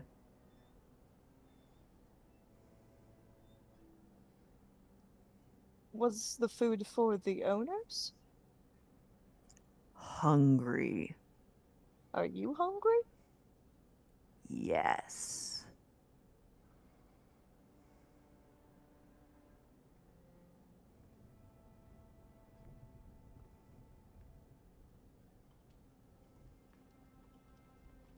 We eat food graciously provided food.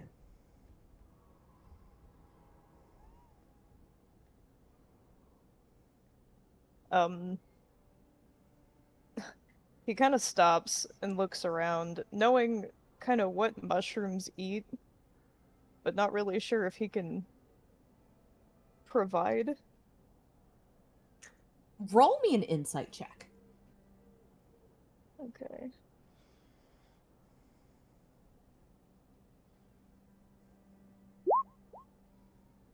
That's a 3. Wow.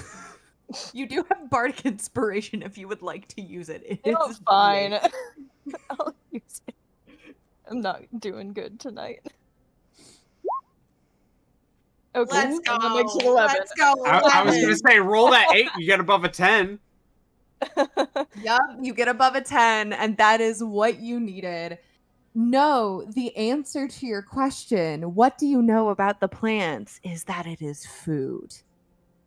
And that it is hungry for the food that has been provided. In other words, what these spots are telling you is that it is in the process of feeding on the plant matter that it is surrounded by. Because if Okay. you remember, although it is dead and often processed, wood is also food. Yes. Wood is plant matter. Vines, the ivy, is plant matter.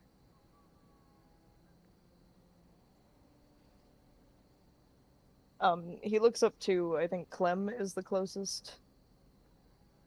Clem is staring at you intently.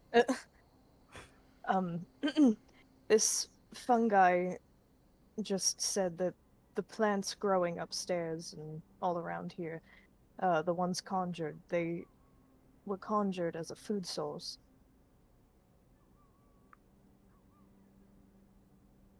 Yes, that would.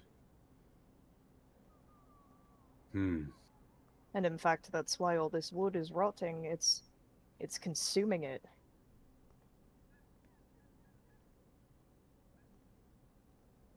This is expected, but concerning. Well, I expected is not the right term. I suppose this fits with what I was thinking, but I had no reason to think that this was also part of it. Worrisome indeed.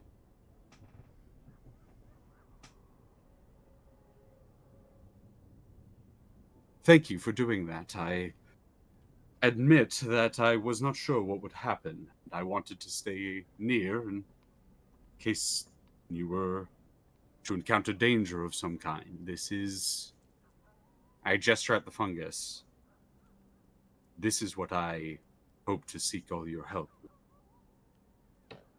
Oh, I'm more than happy to help, and I appreciate your vigilance.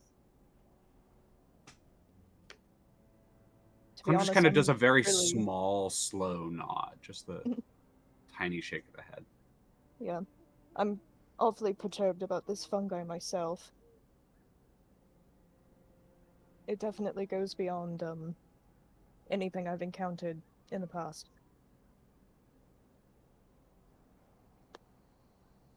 Well, I will say I'm glad that you haven't seen it much in the past. But my condolences that this is what you are having to deal with now.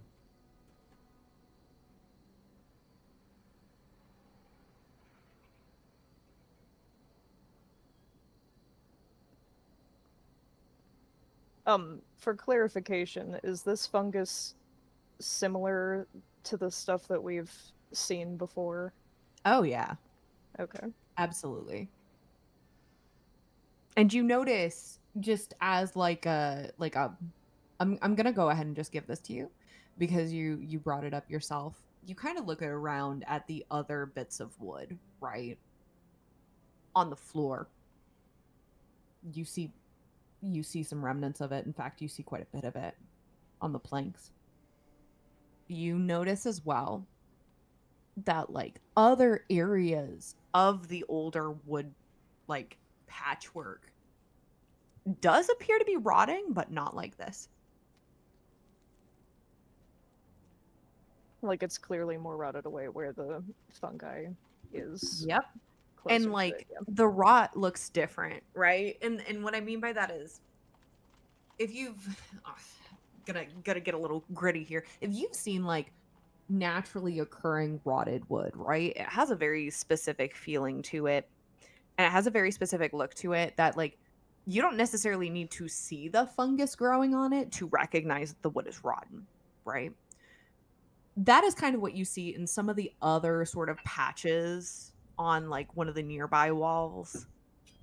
It looks very different from this, which is that same like speckled, scaly, like looking pattern that you saw when you were in the woods, when you were in the Wildersung woods traveling with your companions.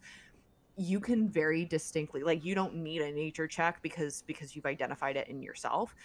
You can very distinctly and clearly see the difference in that, and you would recognize this immediately to be that same substance.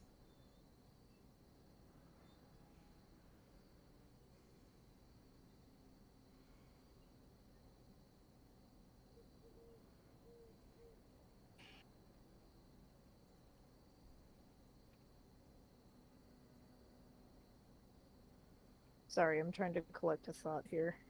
You're good.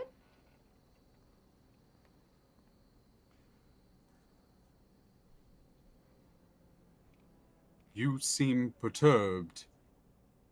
Is there a question I can answer? Some information I can offer? Well, I'm just curious, and now that I have it sitting in front of me, I feel like I should ask it something, but I'm not really sure where to start. When we Perhaps... encountered this before, it was apparently in a docile state, but apparently this has also um, been seen attacking a lot. Well, I wasn't there for this, but apparently there were trees that were covered in this same fungi that attacked the rest of my party. Yes, I heard that mentioned from one of your other members. I will say I have much familiarity with trees and plants of many kinds, but Fungus, it escapes me. I have not spent as much time with it, although I should. Do you know how fungus operates? If it spreads like a weed, or if it grows from a stalk?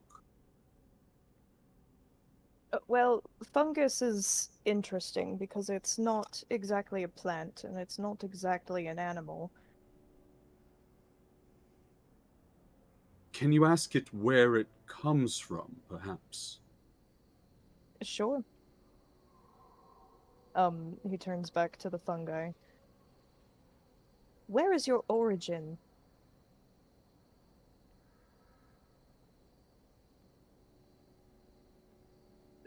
Sarah said step away for a moment.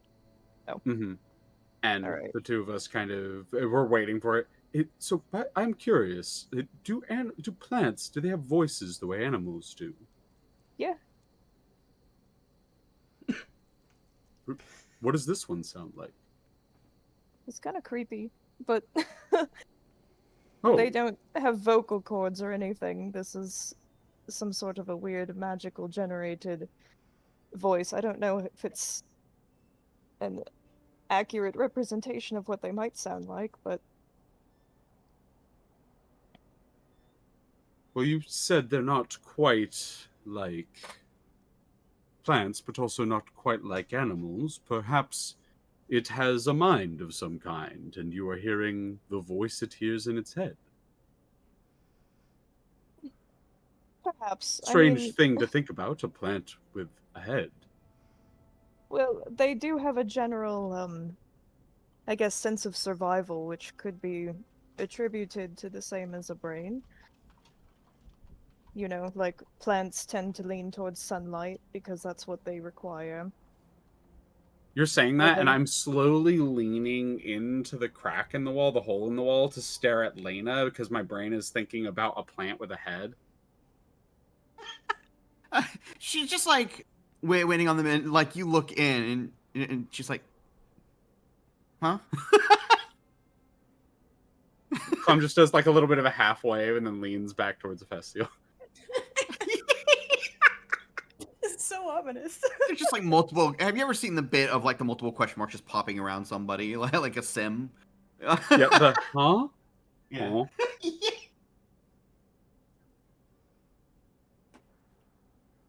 Okay, is Sarah's back? Yeah, I am. Okay. I asked the mushroom where its origin was, and I did not realize you stepped away. Yeah, sorry. I needed to prevent a cat from falling.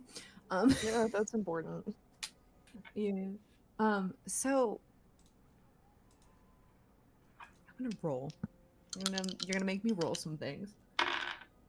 Okay, interesting. So your question is, where did you come from?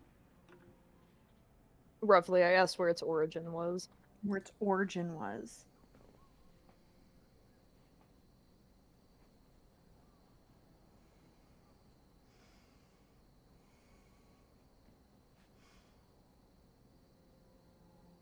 Tidal cave.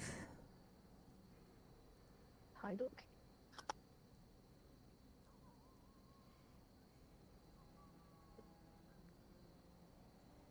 Where is that exactly?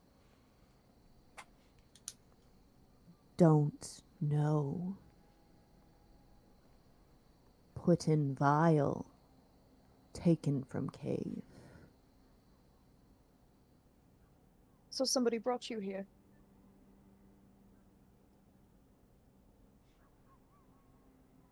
I don't know. Thick glass. Difficult to cling on.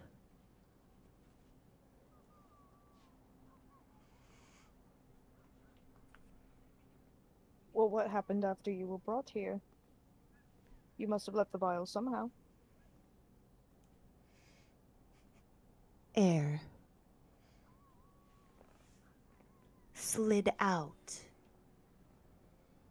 of thick glass onto food.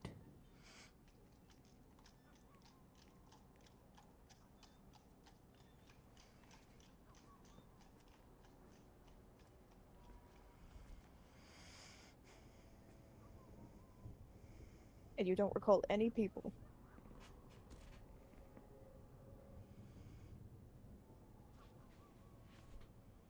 Remembers food of multiple kinds.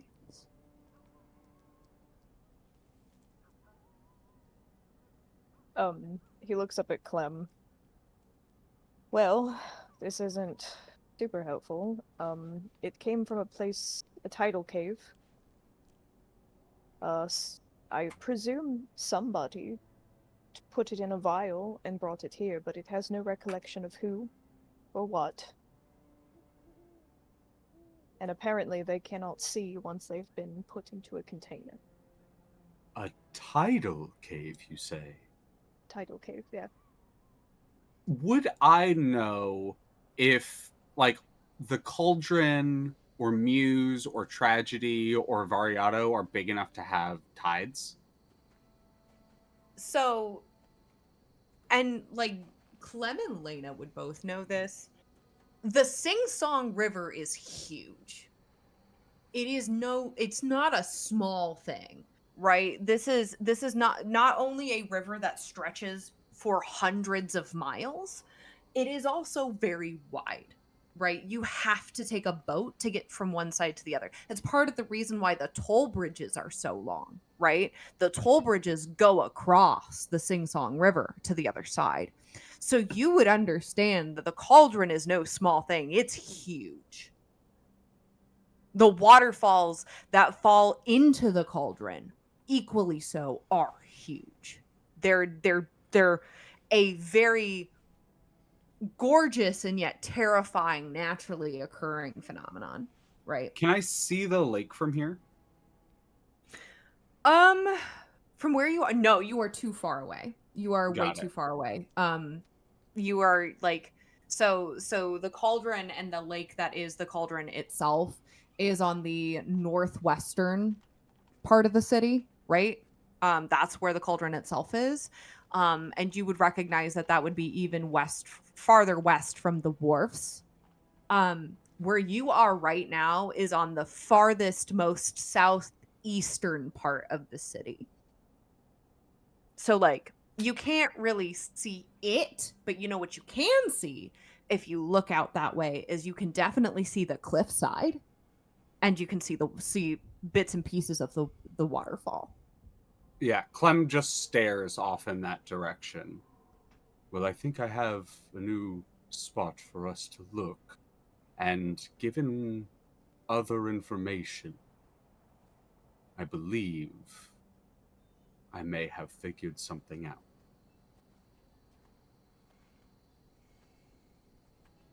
Well, I'd love to talk about it later when we have a Yes, when moment. we gather everyone and we all reconvene with information. I don't believe we're going to be getting anything else out of this fungi. No, unlikely. Ophestiel, thank you very much for your help out here. Your insight is invaluable and your knowledge incredible. He just gives you like a really giddy smile. I smile down at him as well. I would kind of walk back towards the hole and kind of lean in. How's it going, Branson? Fine. I was just waiting. I think Lena wants to check upstairs, and I was gonna go with her because we don't know what we might find, aside from at least no valuables.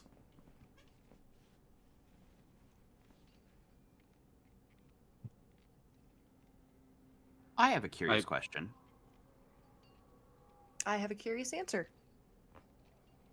When Lena pulled that down, was there any kind of accumulation of dust or debris that came down with it? 100% yes. So not necessarily like full writing off that this might not have been opened during the ransack, but considering that might be a possibility it got overlooked.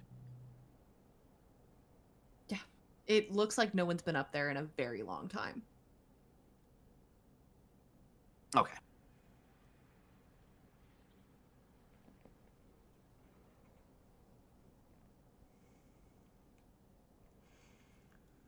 All right. Well, Branson will let you lead the way, and he'll come up after you. Okay. She'll like look over at the group around the fungus in the hole, and we'll be like, "We're going to go check upstairs. We'll be back here in just a moment." And with that, it is actually Clem. Did you want to do anything else? I know that you walked inside and went and spoke with Branson. Was there anything else you wanted to do? Action. I was asking Branson actually very specifically for a reason, so I am going to actually take over Branson's spot while they go investigate upstairs. And Sure. Clem's going to grab the shovel, and I'm going to dig deeper. I am looking for something very specific, but it Okay. just involves digging down deep. And so I'm going to Okay. be doing that. Roll me a strength check. You Or got it. athletics. You can do athletics as well. Happily. Got the proficiency because I said that earlier. 25. Okay, this is pretty easy for you. What are you looking for? Water. A water source. Okay. Are you looking for like Just for it to full-blown- get damp. Wait, Okay. I'm seeing if it starts to get damp if I dig down deep enough, because that would add to a theory I'm currently working on. So it's a little difficult, and I'm not entirely certain that this would find what you are looking for, because it does get damp, but not in the sense of groundwater. You find Mhm. clay, It doesn't like naturally occurring clay. contradict my theory, but I do stop at the clay, and I'm going to kind of wipe my brow off, and I think I will be doing this. I'll be reinforcing the side. This is me for a while. So Okay. yeah. Yeah, for sure. Rosvan, what are you doing?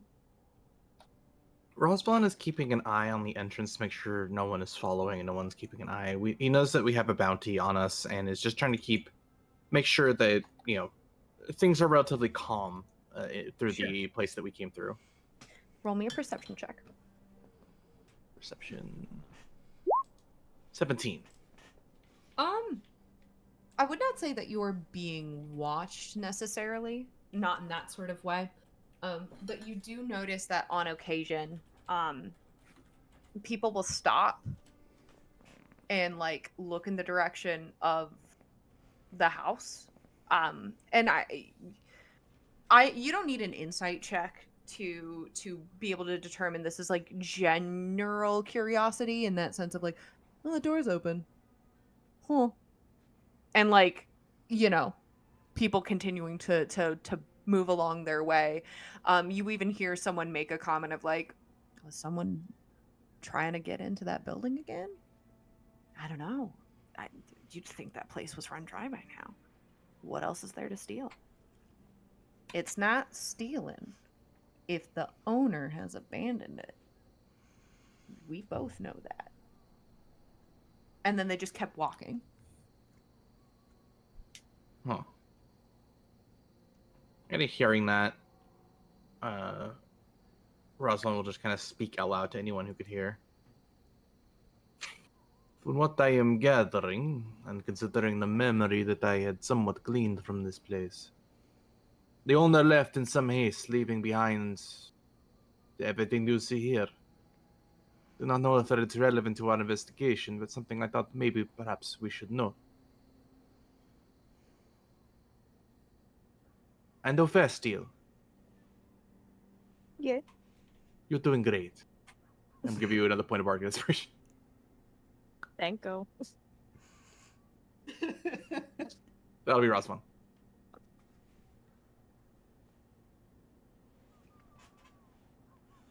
Okay. Lena. Yes. What would you like to do? She will look over at Rosvan, then to Branson, and be like, "All right, I'm gonna head on up." All right, Branson follows behind you. Okay, I don't know. you got upstairs. Okay.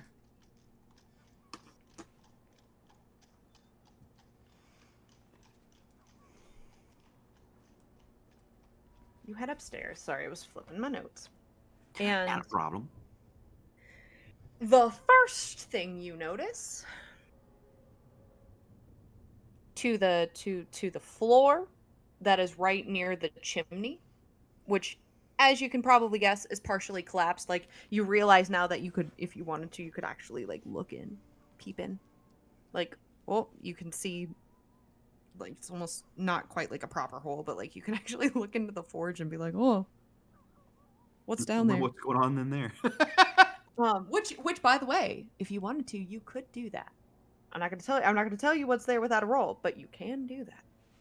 Okay. You notice in front of this chimney are black spots in the floor. You also notice to the western wall a trunk that is roughly 10 feet long and roughly about, I don't know, a solid 4 feet wide. No lock, just hanging out there. You see a basket, like a woven basket, with what looks to be linens in it. You also see a bag, like a backpack, that clearly has things in it pressed up against that basket. And in addition to that, you see what appears to be a stack of not really good, but paper. But it's been like blown, whether it's been blown over or it's been knocked over or it's been scattered, you kind of see it scattered across the floor with like a little remnant of the pile left over. And that is what the two of you see without any checks.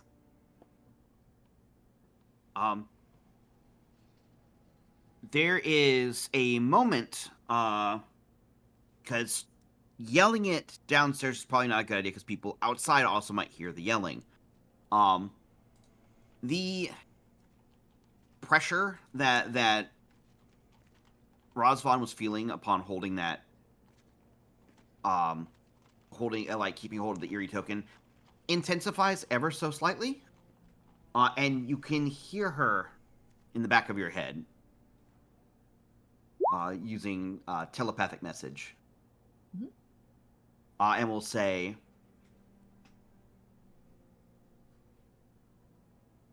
"It looks like upstairs went untouched, for the most part."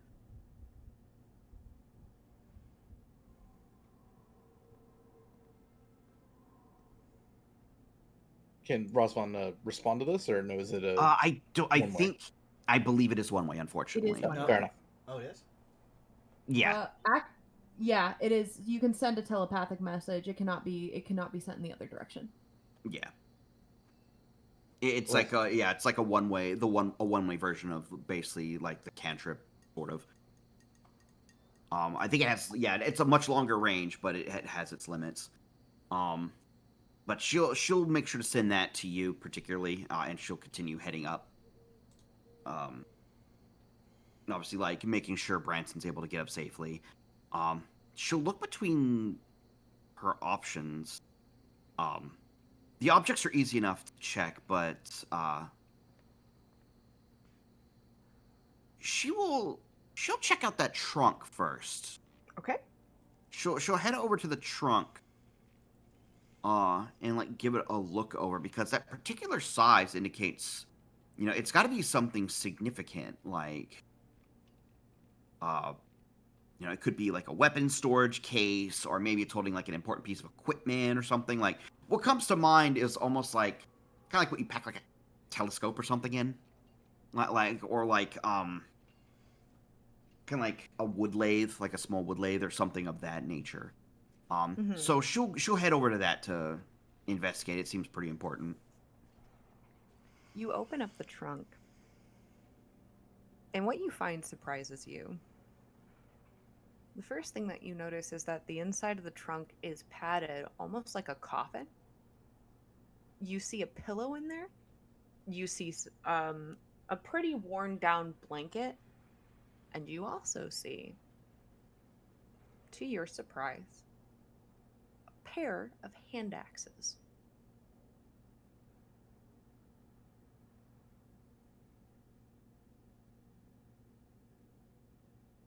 she's going to like look in there, and she's going to like slowly turn to Branson and be like, have you ever seen anyone convert a chest to like a bed or something? No. It looks like someone was sleeping in here. Tell me something, since I am unfamiliar with your land. Do they not have the concept of caskets here?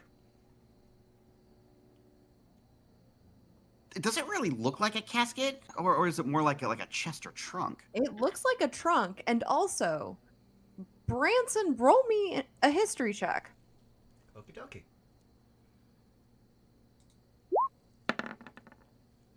22. Hell yeah. You would actually, like, as soon as you say, would they not know of the concept of a gasket? You remember the very first encounter that you ever had with the cult with no name. And during that ritual, they were carrying a coffin. Mm-hmm. Did it look anything like this? Nope. This Are- looks like, literally, this looks like a trunk that you put belongings in. And as Lena described, like, as you look in it, yeah, it's padded out. There's some blankets in there. There's a pillow in there. And again, those 2 random hand axes. I think it's just a And the thing cushion that for- strikes you especially, I'm so sorry, is it looks neatly folded up. Like someone was planning to come back to it. Like someone had, quote unquote, made the bed. So Oh, go ahead. So more evidence that this was an abduction. Lena like elbows you a little bit. It's like with the hand axes there a little bit. It kind of looks like somewhere you'd sleep. Just saying. He just you can't see the face he's giving you.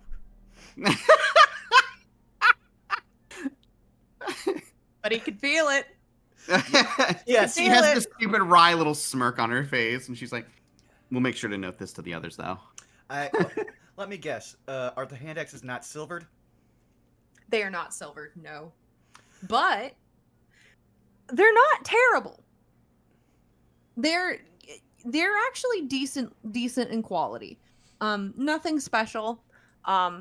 Probably mainly used, if at all, for more mundane things, but like they look decently well made, and if you like picked one up, the balance is a little off, but it's definitely usable. I'm running out of places for these. This is why I have my L hook. And he just pats the ones that are made to go on there.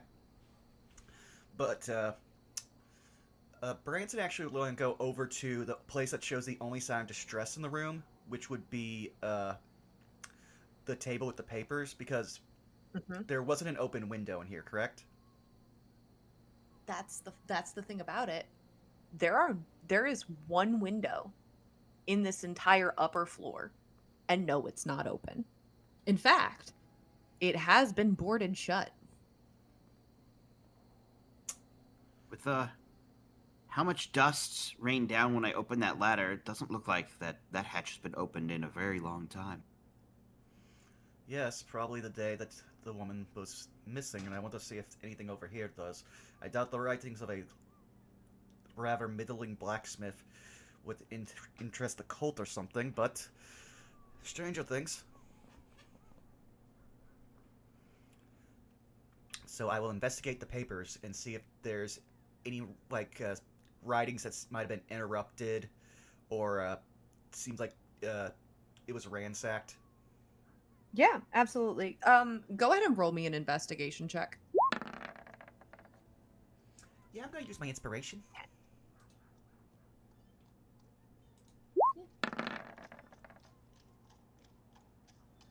Well, darn, that's The 9. 9. A 9. So, the first thing that you notice, right, among some of these papers are inventory logs, and quite literally, the business side of bookkeeping.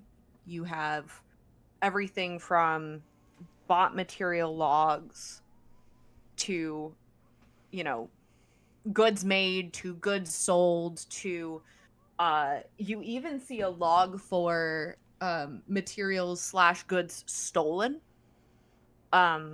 You also see within this slew of paperwork, you see a letter that upon is addressed to Jillian Fern, who you would have been told, right, is the owner of this establishment.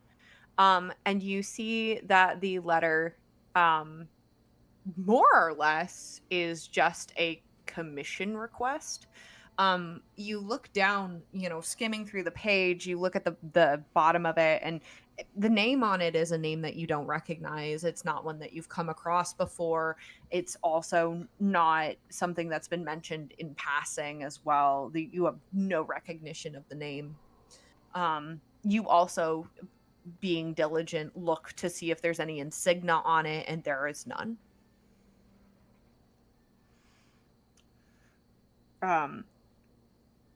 Everything else in this pile of papers seems to be mostly like record keeping. And one of the other things that you notice is the deed to the establishment. Apparently, this person who used to own, or this person who is slash was the owner of this establishment, bought it.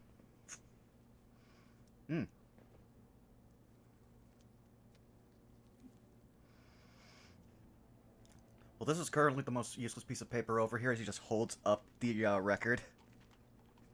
Not the record, the deed. But he will, again, do his best to scan because he was trained to do math based on reading ledgers, so I'm pretty sure he knows. Yeah, he's going to try and see if he can find an actual, like, because this is inventory. He won't learn too much from inventory unless something very odd, like, was bought and never sold. Right. But what he really wants to see you is... notice... Oh, go ahead. No, finish your thought. He's going to also then probably scan the room for, like, 1 second, see if there's a bound book. So that way it'd be an actual ledger that might have names he could check. So to your comment about something bought that was never sold, there is equipment, right? Certain elements of equipment. You do see, to that point, you do see on the logs evidence of whetstones being purchased. You do see, you see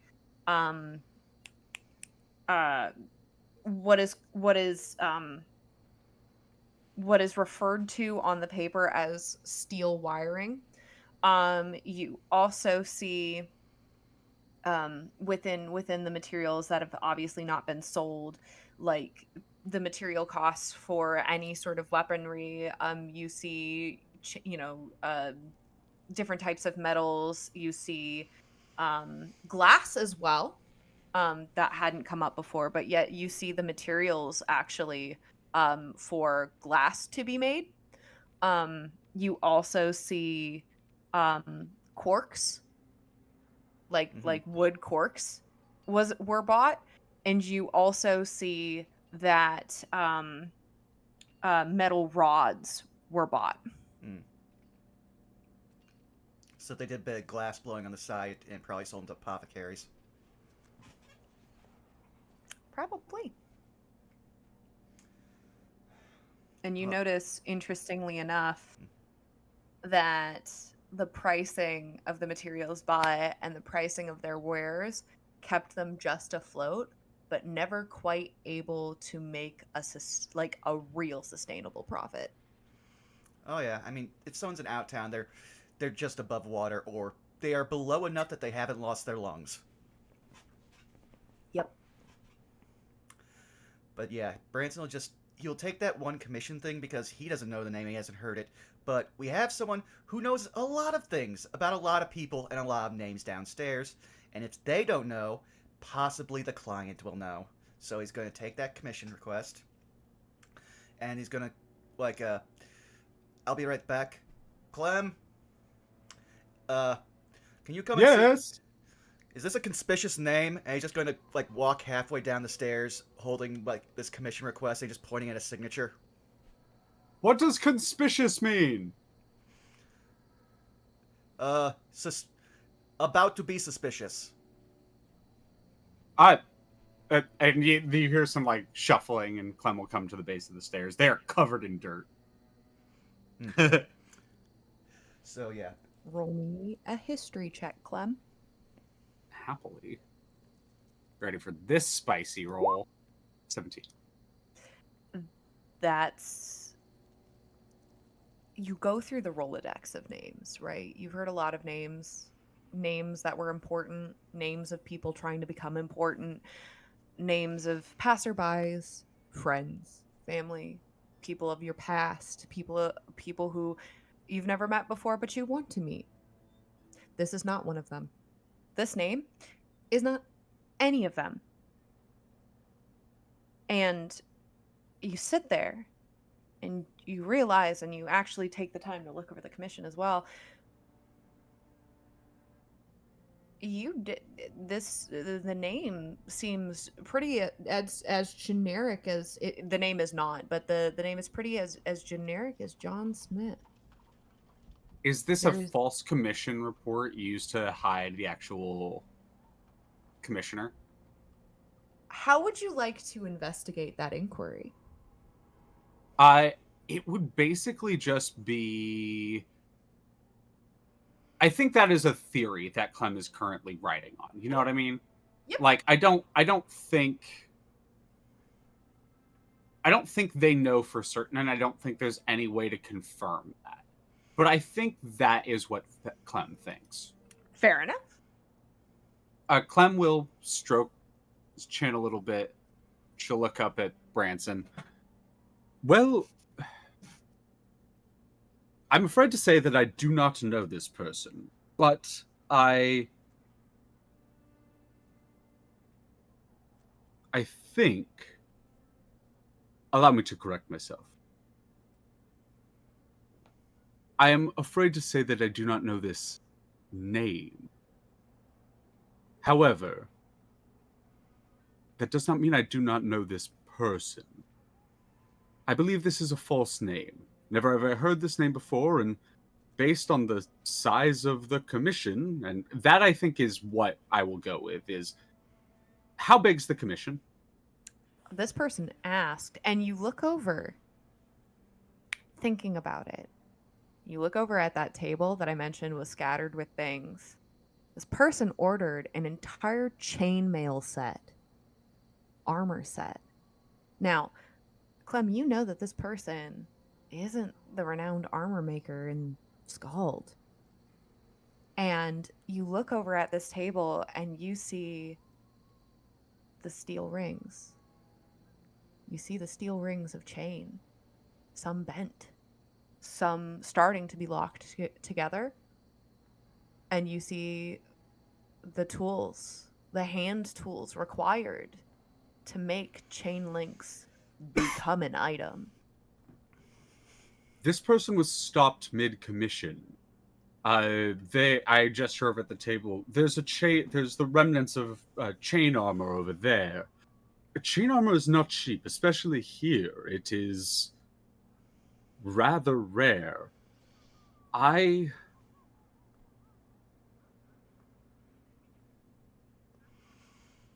do not believe this is a real name. I think that anyone who would have the ability to commission chain of this kind, well, they would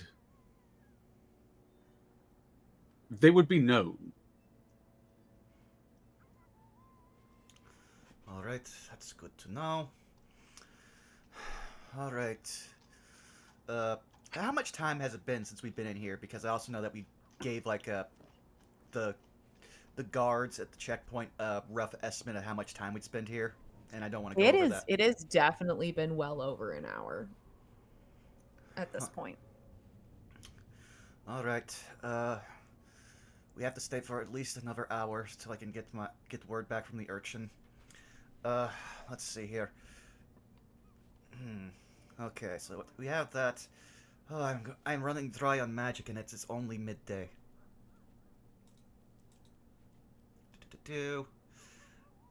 Getting a lot of use out of this one today.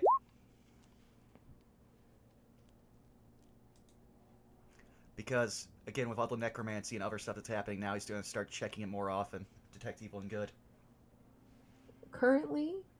Currently, you do not detect any signs of apparition, celestial, elemental, fey, fiend, or undead. You also do not detect consecrated nor desecrated ground. Well, whatever was done to abduct this woman, it wasn't inherently evil. Or there was at least no bloodshed on this land.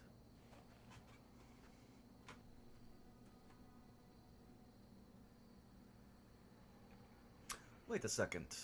Okay, she's already taking commissions that she has no business taking, and no one would give her normally. I'm gonna check something here, and let me check the range on this to see if I have to stand in a certain central place. Oh no, it's a range of 120 feet. Lovely. Branson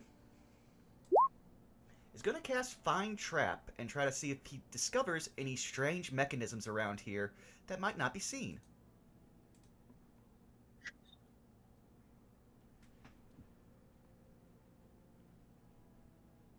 Interesting.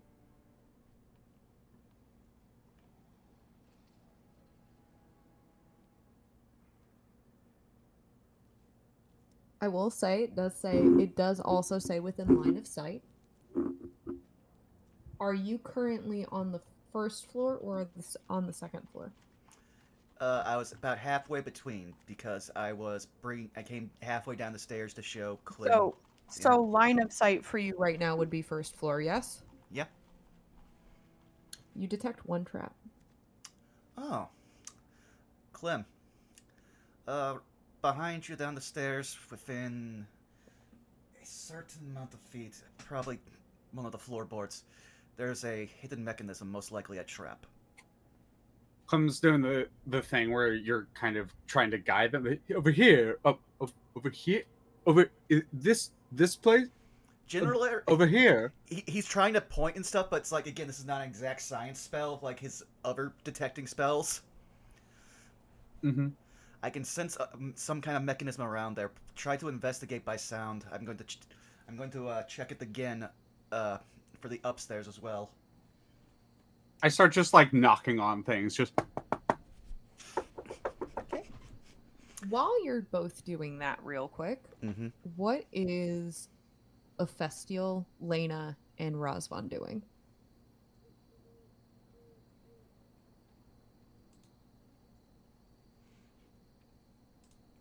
I think Razvan is maintaining his vigil over the front just in case. Okay. Did anyone check that table full of stuff? They the didn't check downstairs it, but room? they did identify at least one of the things that was on top of it, which is the chainmail and the clear attempts at chain linking, but no one has done like a thorough investigation of it. Yeah, he's probably wandered over there and started looking at everything. In addition to seeing the tools on the table and the chain rings, you also notice again that candle earlier, and you also notice something in particular that I'm just going to give you, which is that you notice tally marks that seem to have been carved into the wood top of the table. How many of them? Give me a second.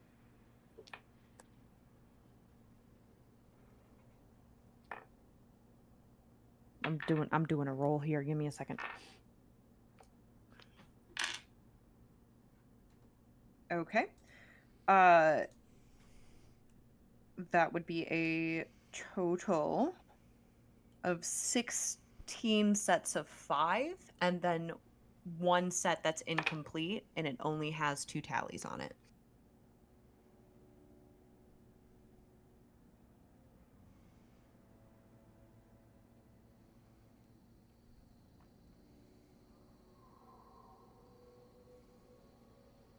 Okay, taking that to, or noting that information, he's gonna go find Lena.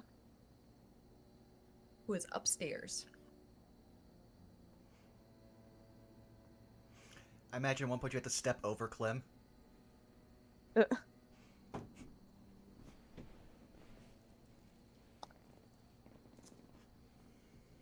Is she still investigating upstairs? Yeah, she's currently up there still poking around. There's still there was that hole near the stairs she wants to investigate, as well as a backpack, I think it was mentioned was there. Yes, correct. There is also a backpack in there.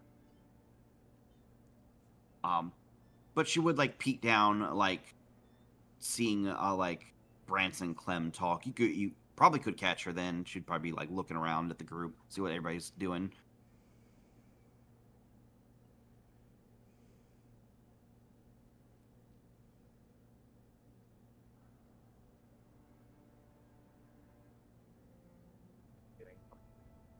Math that is not computing in my head without a calculator. 82, by the way. That's how many dashes. Though. Okay, thank you. 82. He'll go upstairs and ask her, kind of bluntly without any context, does the number 82 mean anything to you? She would look at you like, I mean, it's a large number, but not anything in particular. Why do you ask? Oh, it's carved into the table downstairs. Huh. Sounds like they were keeping track of something. Was there anything else like around the markings, or?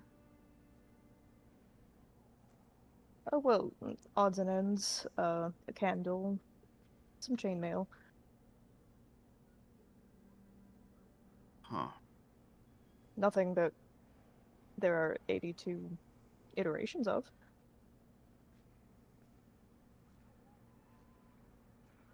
Yeah, I can't say I would know what the markings stand for. Maybe successful attempts at like ringing chainmail without cutting a finger. She says, shrugging.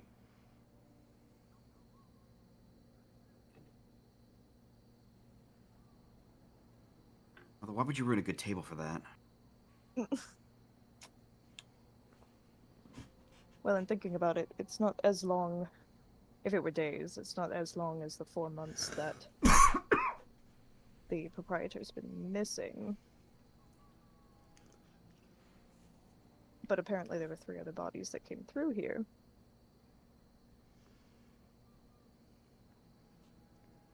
So I'm curious if it was one of them.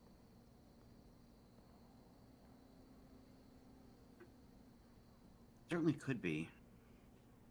For what? I don't know. Maybe we can And find more answers. Oh, go ahead. Nope. Finish your thought. Oh, she would be probably while talking. She'd probably be reaching for the backpack to like pick it Sure. up. And the reason I was gonna actually poke in as we're mulling and we're thinking, because we haven't had one yet, I'm gonna pause us here because now's a good time to pause while we're all kind of ruminating and thinking on things. Let's take a break. We have not had one yet. We definitely Sounds need one. good to me. Let's take a break. Welcome to the Skelly Alpha halftime show. Yeah, I have my own halftime show. Holy shit, Leah, are you my guest? I can be. Yes. Fantastic. Welcome to the Burnout Vaughn halftime show. Right when I was about to get out of my seat. Though I will say, Vaughn like I runs said into in an the call airborne. chat, I cannot believe that having prepared fine traps because we are in the city and did not have another spell for him, and it came in clutch. Branson dumb We'll utility. see what it reveals. Yeah, we'll see what else we can find, because I'm gonna literally just go back up, get on the last rung before you're fully in the bedroom, and just scan the entire bedroom.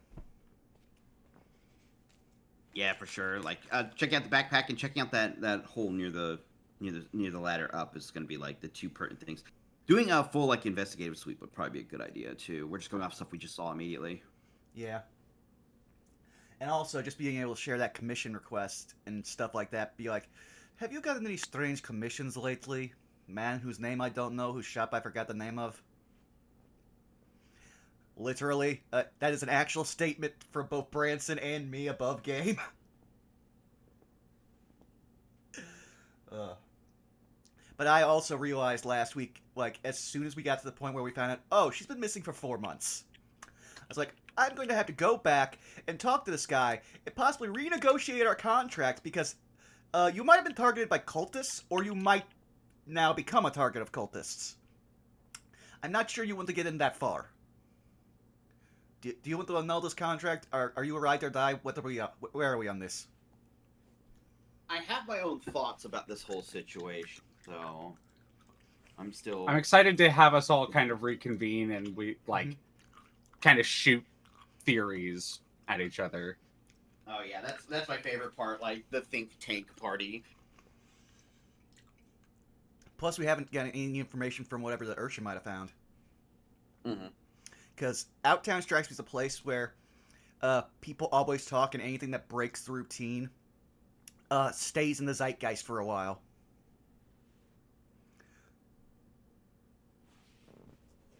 And now we know someone's giving fake names for secret armor.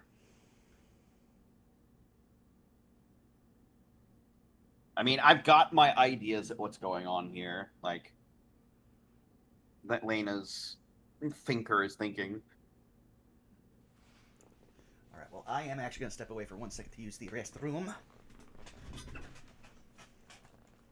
Alright, we get the spot again, Leah. Let's do it. Alright.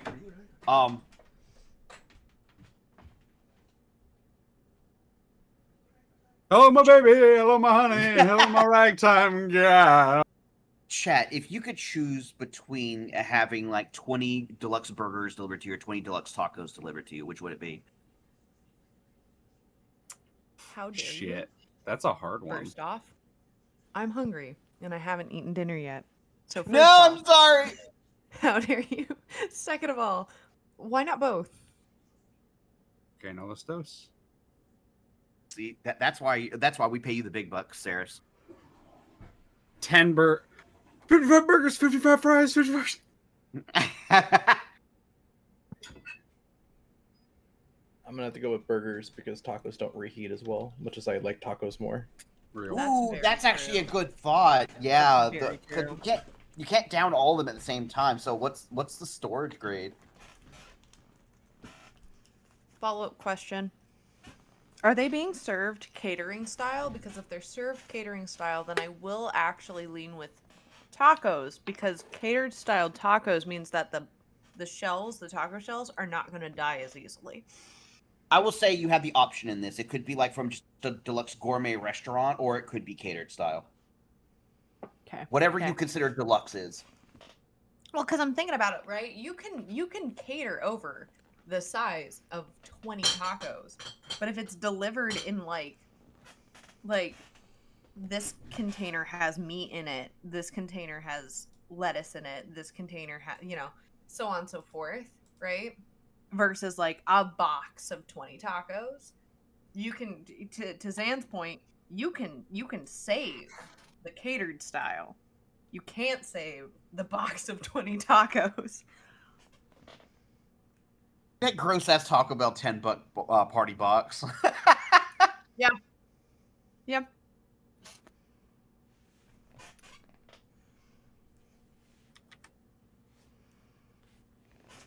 You say that, but like I went to when I was house hunting, I actually went to a taco shop at Taqueria that had like options for people to buy just like the whole table's worth of tacos, but they were all fancy in-house recipes for tacos.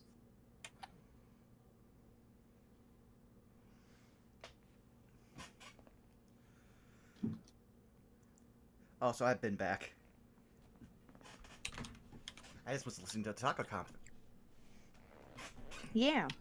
Well, the original question was whether or not you would want to be served, what is it, 20 burgers versus 20 tacos? 55 burgers, Yes. 55 fries, 55 shake. Darky Arts over here saying they would just inhale the whole thing. Same with Draken King. Saying they just eat Unhinged the whole jaw, just consume. Mm-hmm. I mean, sometimes it do be like that. Yep. Darky in chat, I just saw the fine traps. It's a mouse trap. Mm-hmm. Could be. You have yet to find it, which, don't worry, we'll get to that in a minute. Yeah, still flabbergasted that even had any, like, thing. I was like, why did I pick fine traps? Oh, yeah, because we're in an urban, like, setting. There might be actual traps, but the chances of it are very rare. I should have probably prepared a better spell. 1 horse-sized burger, 50 duck-sized tacos.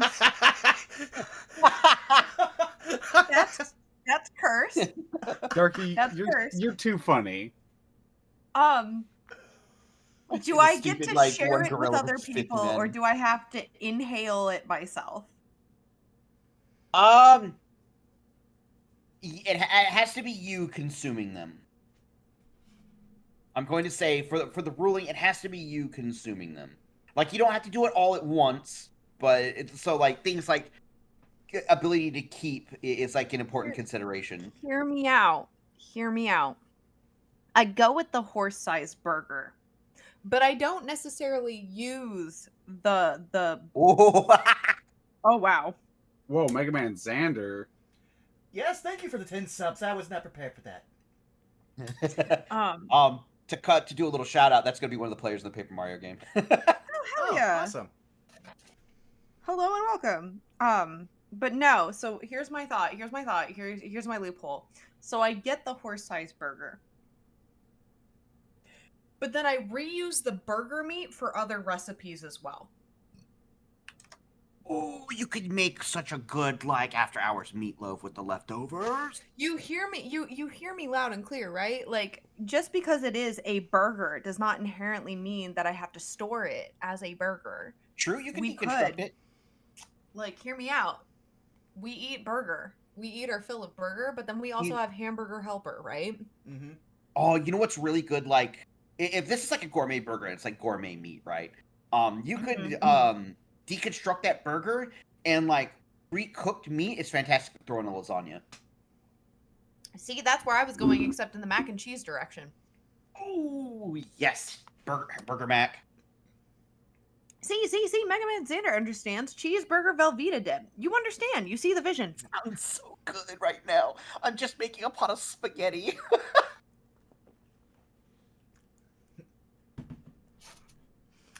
Because, like, you know what else you can do? You know what else you can do? Use that burger meat for? You can reuse that beef for tacos.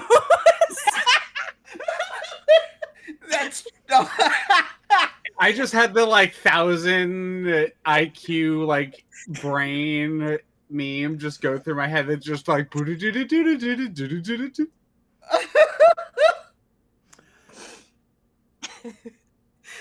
get the horse-sized burger to then take the burger meat and make beef tacos. and then see you can. and then you take the Okay. taco meat and you reconstitute it into a burger. You see the vision. The burger tesseract over here. Yeah, I was about to say, Sarah's about to Ouroboros from burgers. Or a burger. We nailed it. I was like, there's something there. Burger Boros or a burger. There's something there. Yeah. Yeah, I realized I should have tried like halfway when I was saying Ouroboros, but that's a word you have to commit to. Yep. Are we Though I all ha- back? I'm here. Xan is just like holding his hand, like, what the fuck is wrong with these people? Zan is Everyone, Zan- we're all giving Zan a mental hug right now. Yeah. Pat, All right, pat. we're back. Big Pat Pat. Is Kaz here? Yeah. You good? Nope. I was just enjoying your Yep. Okay. little Yep. philosophy on the taco and haven't- burger. I have not inflicted so much psychic damage today. This is what happens when you put me in charge of like a halftime show on a stream. No, it's good. No, it's good. Quality. So on my understanding of agenda, right? So we have I'm gonna start with Razvan. You are keeping your perception check. However, you notice it hasn't been the full 2 hours, and that little that smaller child that Branson had hired is currently seated at the doorstep of one of the houses down the road. They have not fully committed to like walking over to you yet, but they seem to be like watching the flow of traffic in the Outtown, and like occasionally keep looking back at the house like they want to run over there, but are not entirely sure about their next moments, their next movements. Razvan will call out to Branson. Mhm. It would appear the hireling you paid for is returned, but outside. All right, just give me one moment, and Branson's gonna get to see the second to last stair at the top, so that way he can see the most of the actual like bedroom / living space, and he's going to cast Find Traps again, while he can see pretty much all of the room. Okay. You do not detect any traps on this floor. Okay. Well, then I will head outside, and I will look for the kid, and then post up against the side of the like establishment.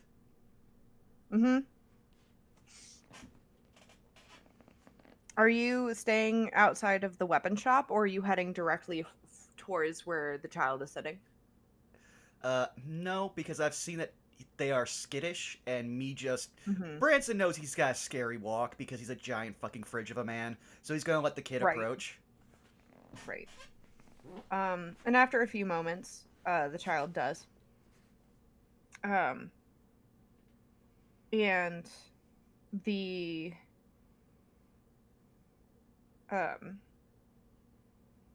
the individual scurries over to you, clearly trying to be stealthy, debatable of whether or not they are.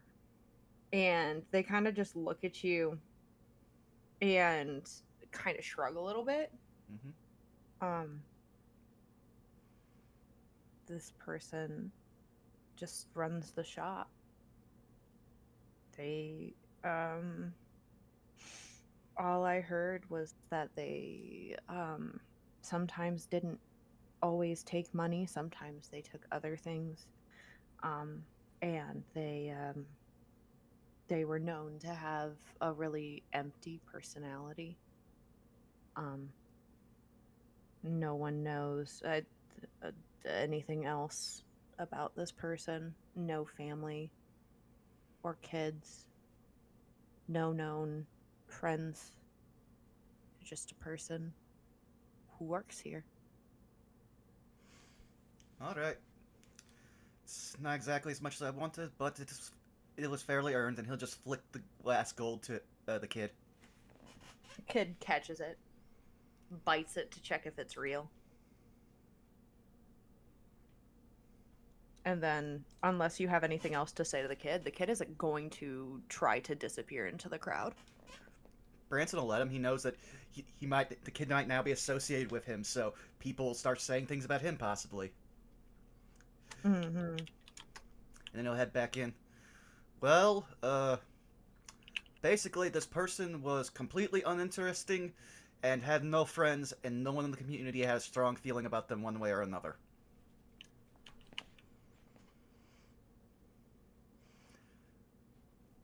He just kind of announces that to the entire Soulless. building.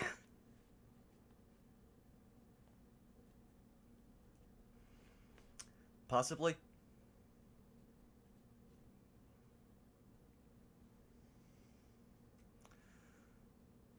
Clem is just kind of nodding her head a little bit.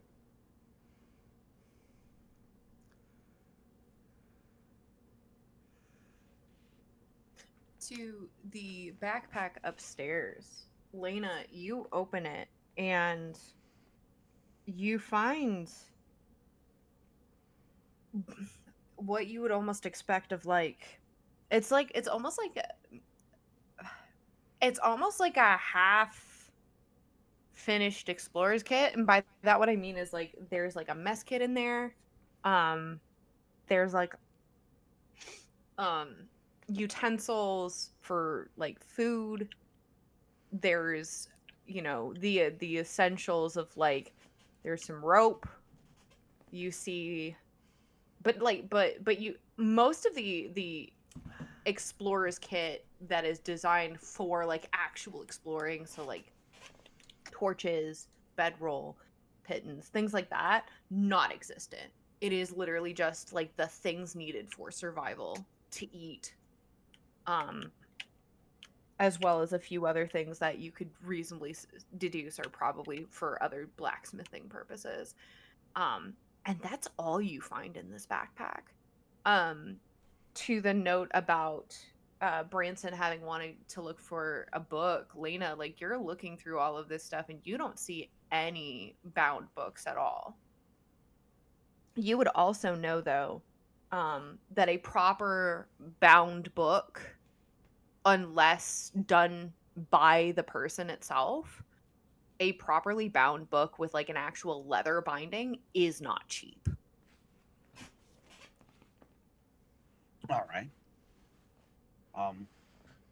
She would look over Vestial's way and say, "It kind of looks pretty bare bones. What's in this pack and in the area in its immediate vicinity.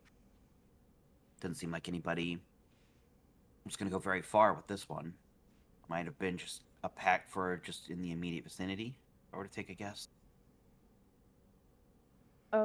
Perhaps. I mean, up here, that was pretty safe from ransackers. It could have belonged to the proprietor herself. Considering the dust, though, and the boarded up window, I can't imagine anybody would have gotten up here any time recently. Maybe there's another way they got in. Just using the ladder or the window doesn't look like was their main thoroughfare. Well, if they were magic users, they could have. She does nod at that, and she'll kind of like mosey on over toward like that hole that was sighted near the forge on the second floor. Mm-hmm. And kind of go take a look around that spot. Okay. Go ahead and roll me a perception check down the chimney. You got it.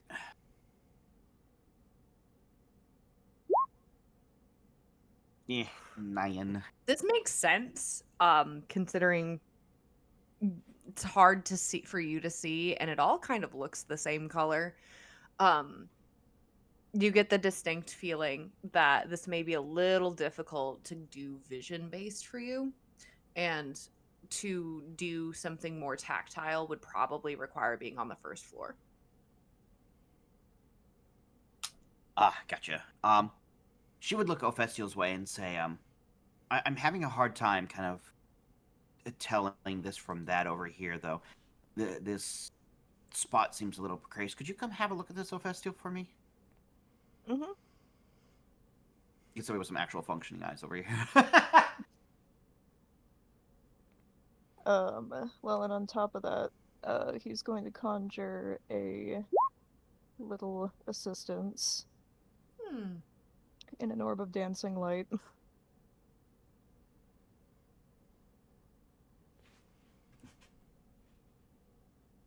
Do you toss it down the chimney? Yeah. Amazing. I will say, if one of the two of you would like to perceive with advantage for the very clear assist and help action, I will permit that. I was gonna say I'm rolling like ass tonight, so you can do it. All right, I can try then in that particular case. All right, with advantage. Advantage. Huh. 18. 18. So here's the thing that light sort of highlights a little bit is number one. I mean, yeah, that part of the chimney definitely collapsed from like whatever force knocked it over, as I previously mentioned. But you also noticed something that you didn't notice before, and that is someone went digging in the ashes of the forge. Like you can clearly see like the scooping, right? The scooping. Like when someone pulls like sand or ash or something into a direction and it creates those like divots, those shadows Oh in yeah. in the sand, right? And you see more of like a hilly sort of surface. That is what you're noticing almost immediately. And as you kind of like crane your head a little bit more, you also notice what you didn't notice before. There's definitely ashen footprints standing right in front of the forge as it currently is.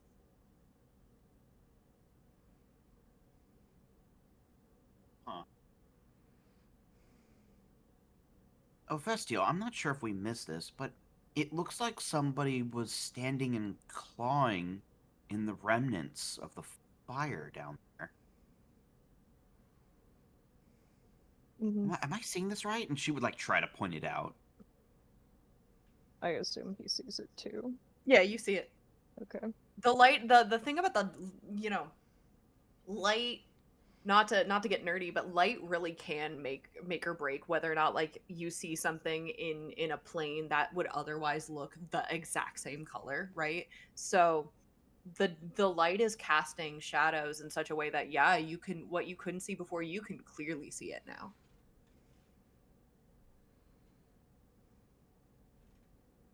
Oh yeah, I do see it. Do you want to go down and check it out? I think that would be a good idea. There may be something there that we missed.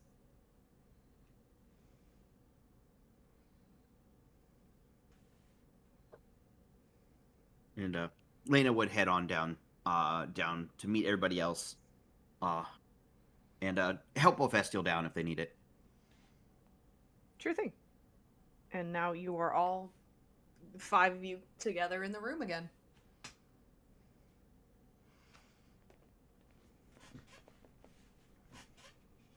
Branson, where did you say it was again? I can't find it. Yep. All right, then let us just give up with subtlety as he just reaches down, is going to yank up the board in the closest spot to where he sensed. Again, the description doesn't say that you can determine a location. You just know that there is one within 120 feet. Fantastic. Oh. So it could be anywhere in the room. As long as it's in line of sight. Well, that's probably a pretty... You do learn the general nature of the danger posed by the trap you sense. I missed that. Thank you for pointing that out. It's like I feel like there's one more piece Yeah, of no, information. thank you for pointing that out. I missed that detail. 100%. Poison. All right. Is this some kind of poison trap? I would assume it's somewhere that would produce spores. Given... That would I- make I sense thought- given that we know. Yes, but if it's a trap, would it not be like a needle of some kind, or some sort of venom? Not Perhaps. necessarily. It could be an inhalant of some sort. Oh, that is smart. Yes, I've not encountered that many traps before in my life. It depends. If you're fighting a rich undead, they usually try to make it so no one tries to steal the jewels in the coffins. I could see that. Yes, that makes sense. Well, nonetheless, I'll assist you in looking for it. It would be best to deal with this so that if someone comes looting again, they don't hurt themselves. Or end up as another missing person.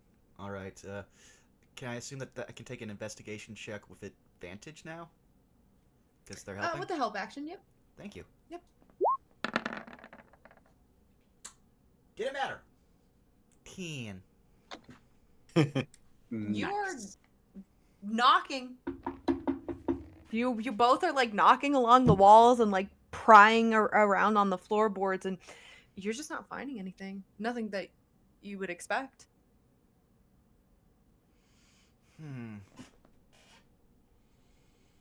I am nearly out of magic. If I cast it again, I will have nothing. At least until we are allowed to rest.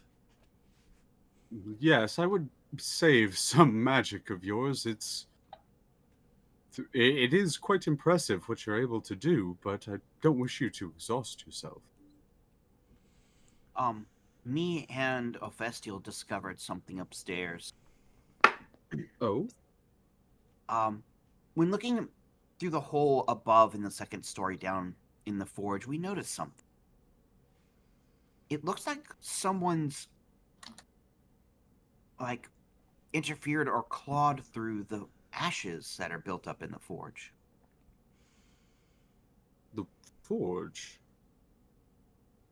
Perhaps they were looking for something that was being forged. Or something hidden in plain sight, perhaps. And Branson's just gonna go over there and just start throwing coal out of the forge. I walk over towards the hole we've dug and I pull the coal scoop out. Use this. Alright, now I start scooping. And occasionally... Investigation with advantage. Alright.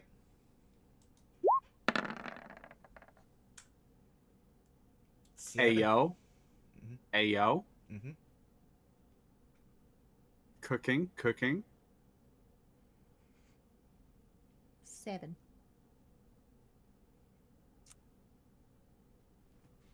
So, here's what I will say. You are able to move enough things out of the way that you collectively over time, it takes a lot longer than you expected and anticipated. But you do find there is something hidden in the ashes of the forge. You see a singular brass key. This must go to our locked chest.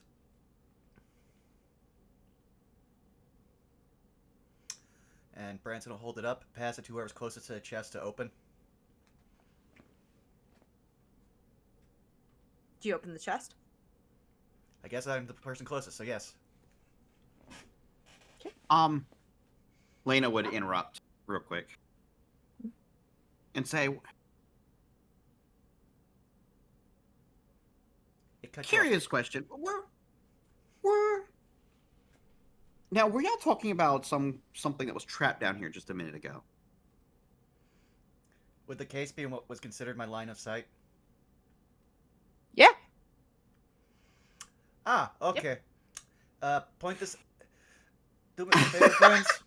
Point this out of the hole. And you're just going to watch as Branson effortlessly picks this thing up, puts it down in front of the hole, puts the key in the lock, takes it off, and then opens up the chest away from everyone.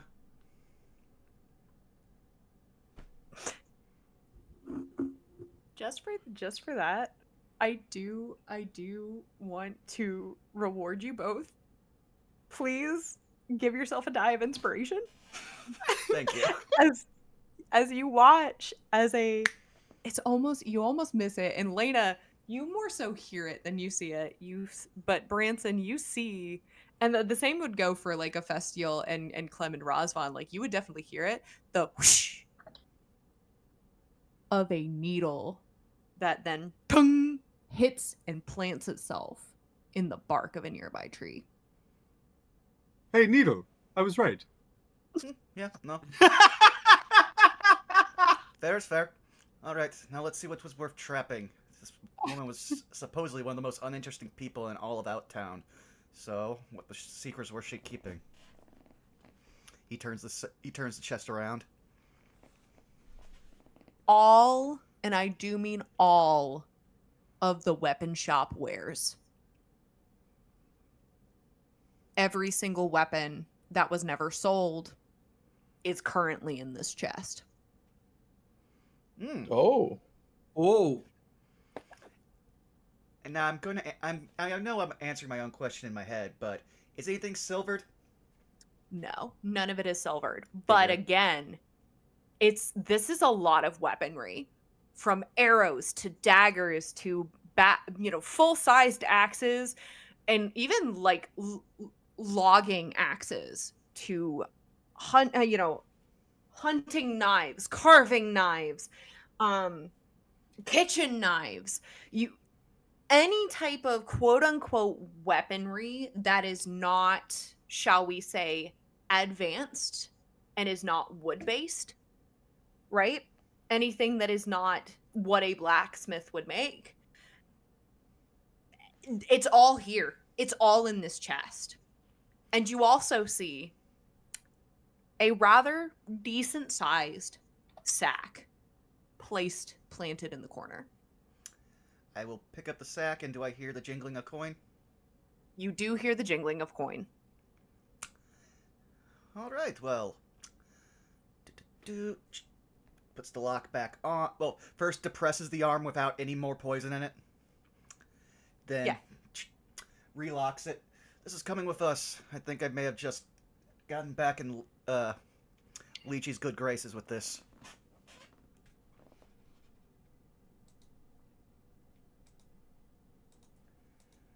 That being said... You believe that is what was taken? No. Basically, this is just everything that was not... this is everything that was nailed down. So, no one could get it. Ah. Alright, so we need to start heading back before the guards bar our entrance. And because I need to go have a talk with this blacksmith again. But why do you need to speak with the blacksmith again? Because we're possibly dealing with a cult, and he did not sign up for that, though he did get us roped into that. And he currently has me bound. He also currently he has me bound to a Go ahead. contract, so I'm going to make sure that he knows what he has signed up for. Clem's eyes go a little wide. You signed a contract. Yes. Then the deal is already made. It would not be smart for you to Well, I also not need to... follow through on a contract. Again, this is possibly a renegotiation, not a buyout. But also, we should probably warn him that yes, all the signs that I found at his place were over here, and she is possibly the oldest missing person in the city. So someone might be after him. Signs at his place? Yes. Conjuration, conjuration of something that was able to move the forge backwards. Conjuration of a random... conjuration possibly of also all of the plants underground. And necromancy. That was all at their forge as well. Only one sign of conjuration and a sign of necromancy. I'm assuming the necromancy is somewhat tied to the shrooms, but I'm out of magic. Yes.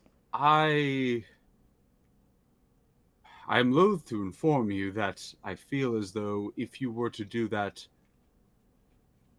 in many places across the city, you would find that anywhere near the river right now, in fact. Alright, so yes, I'm definitely going to go warn the blacksmith because someone might be after him and he might soon be a missing person. I Hmm. would not assume someone is after him in particular, but if you believe so, then yes, I will encourage you to do so. Well, they've already been It's inside his store once, and again, correlation. If they took control of the less, like, talented blacksmith, and they have already started appearing in the very talented blacksmith's house, they probably would want to know.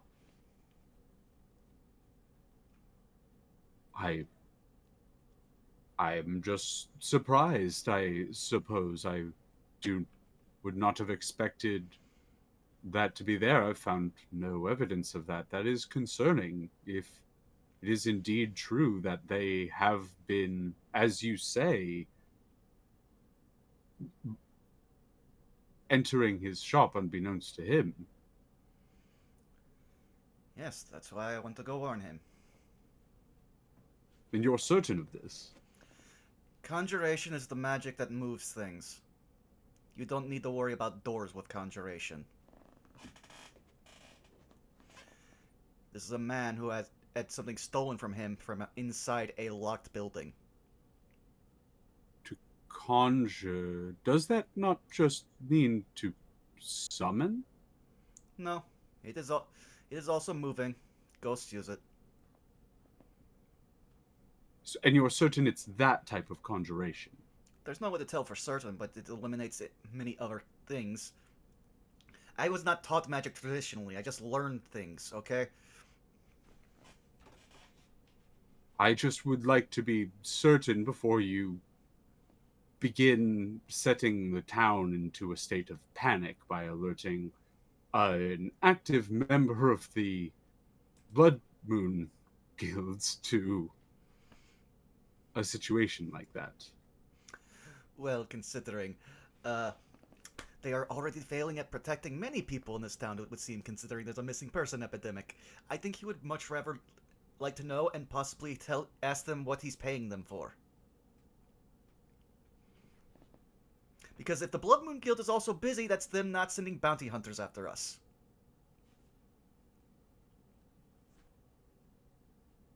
At your leave, then. I gesture towards the door. Alright, everybody, Branson's just going to shoulder the chest.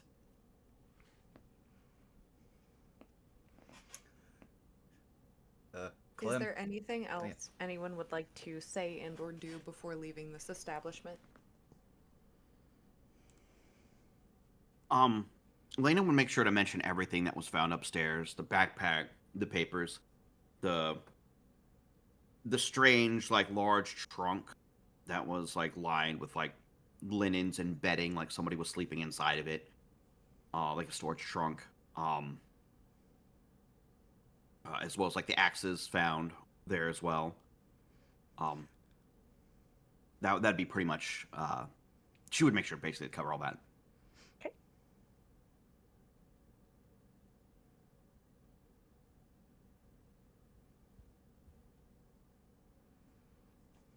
Festial, Razvan, either of you want to do anything before you leave the establishment?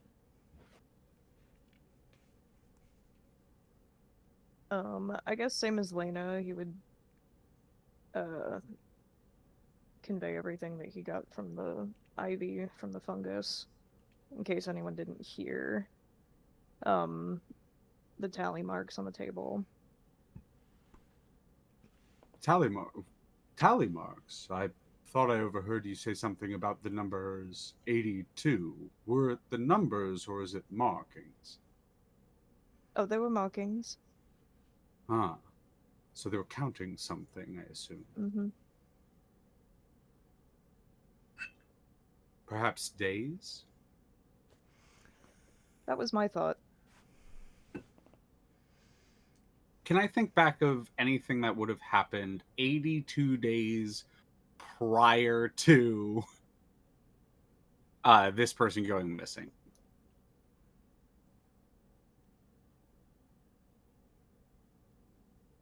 Give me just a second to make a roll. And on that note, go ahead and roll me a history check. Happily. 16.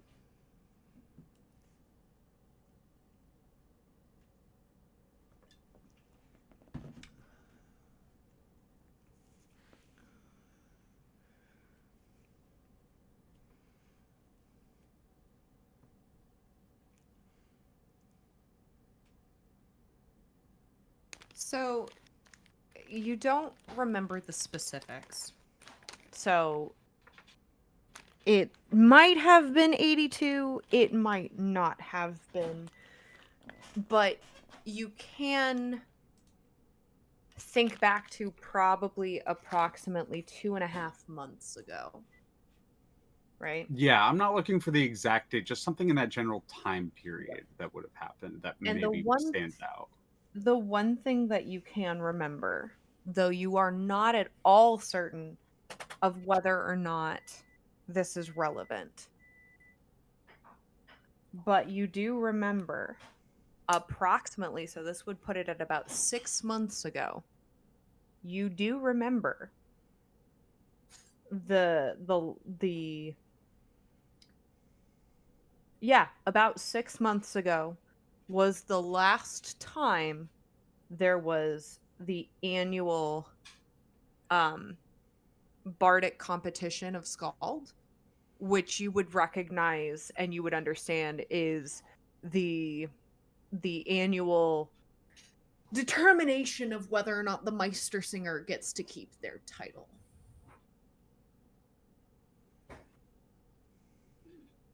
Well, the only thing I can think of around that time period was the Meistersinger competition.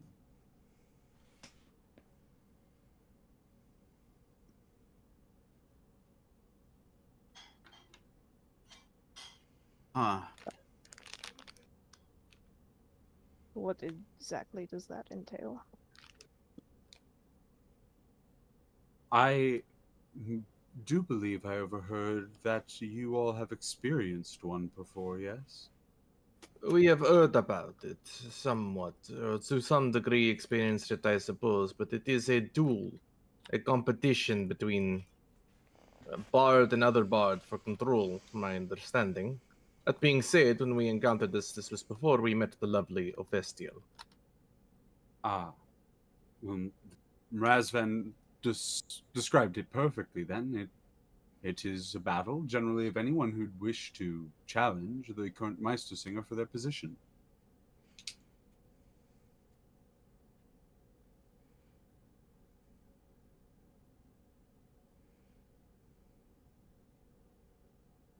Was there anything particularly noteworthy that happened that competition that you're aware of?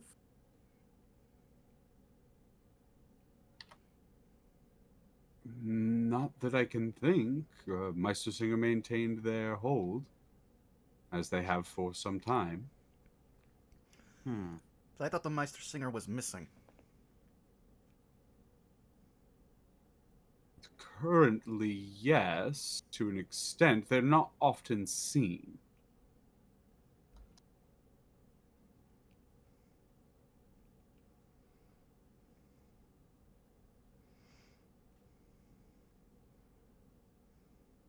This is related somehow.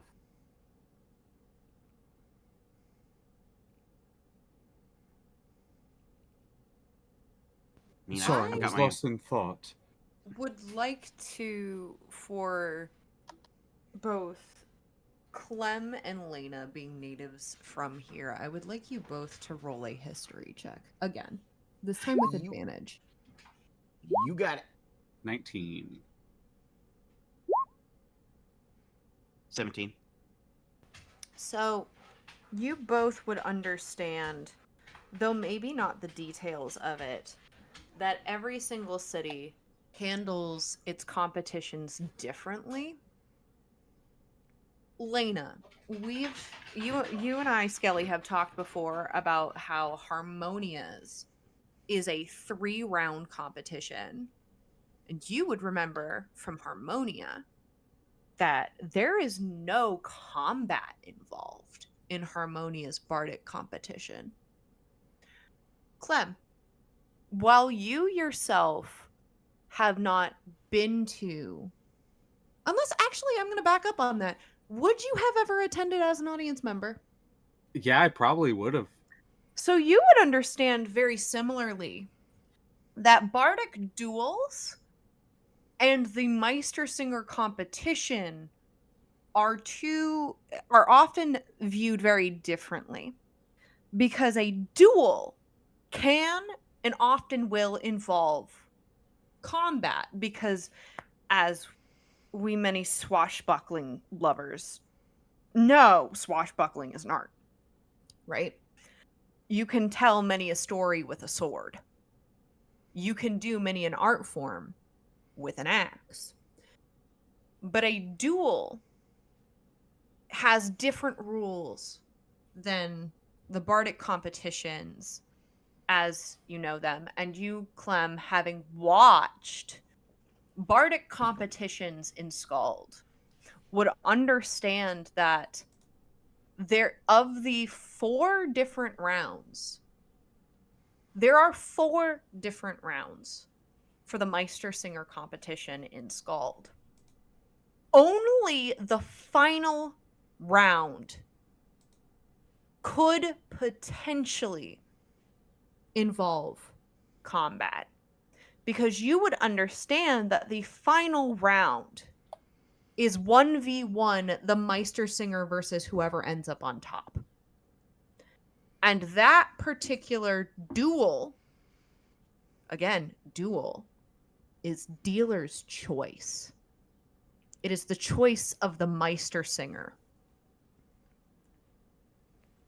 to determine what happens in that final round. It can be performance-based.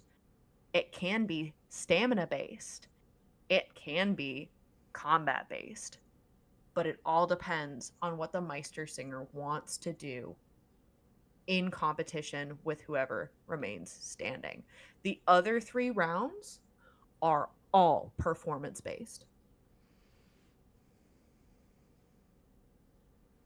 I'm not sure if it works quite the same in Harmonia, Lena, but here at least it's several rounds of, well, more like a festival of anything, a talent show, showing off arts and skills and desires, and, well, when people prove themselves enough, eventually those remaining challenge the Meistersinger themselves, and the challenge is usually put forth by the Meistersinger, dealer's choice, as one would say. And that is the main reason why the hands of the Meistersinger do not change very often. I see. Where I come from, there are 3 rounds, and it doesn't usually involve life-threatening things such as combat most of the time.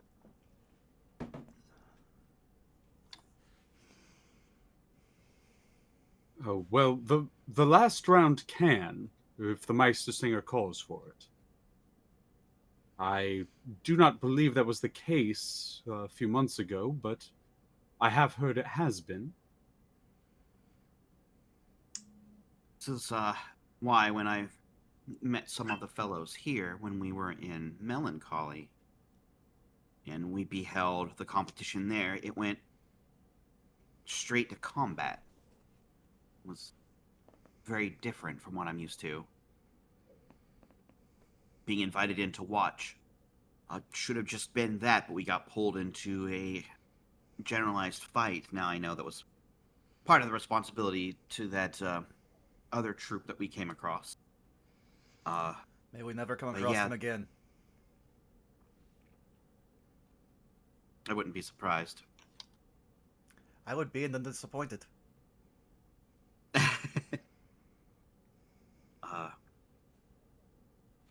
But it sounds like we have at least some important information here. If the timing corresponds like that, then maybe they were counting days after the event. But counting what for, I have not a clue.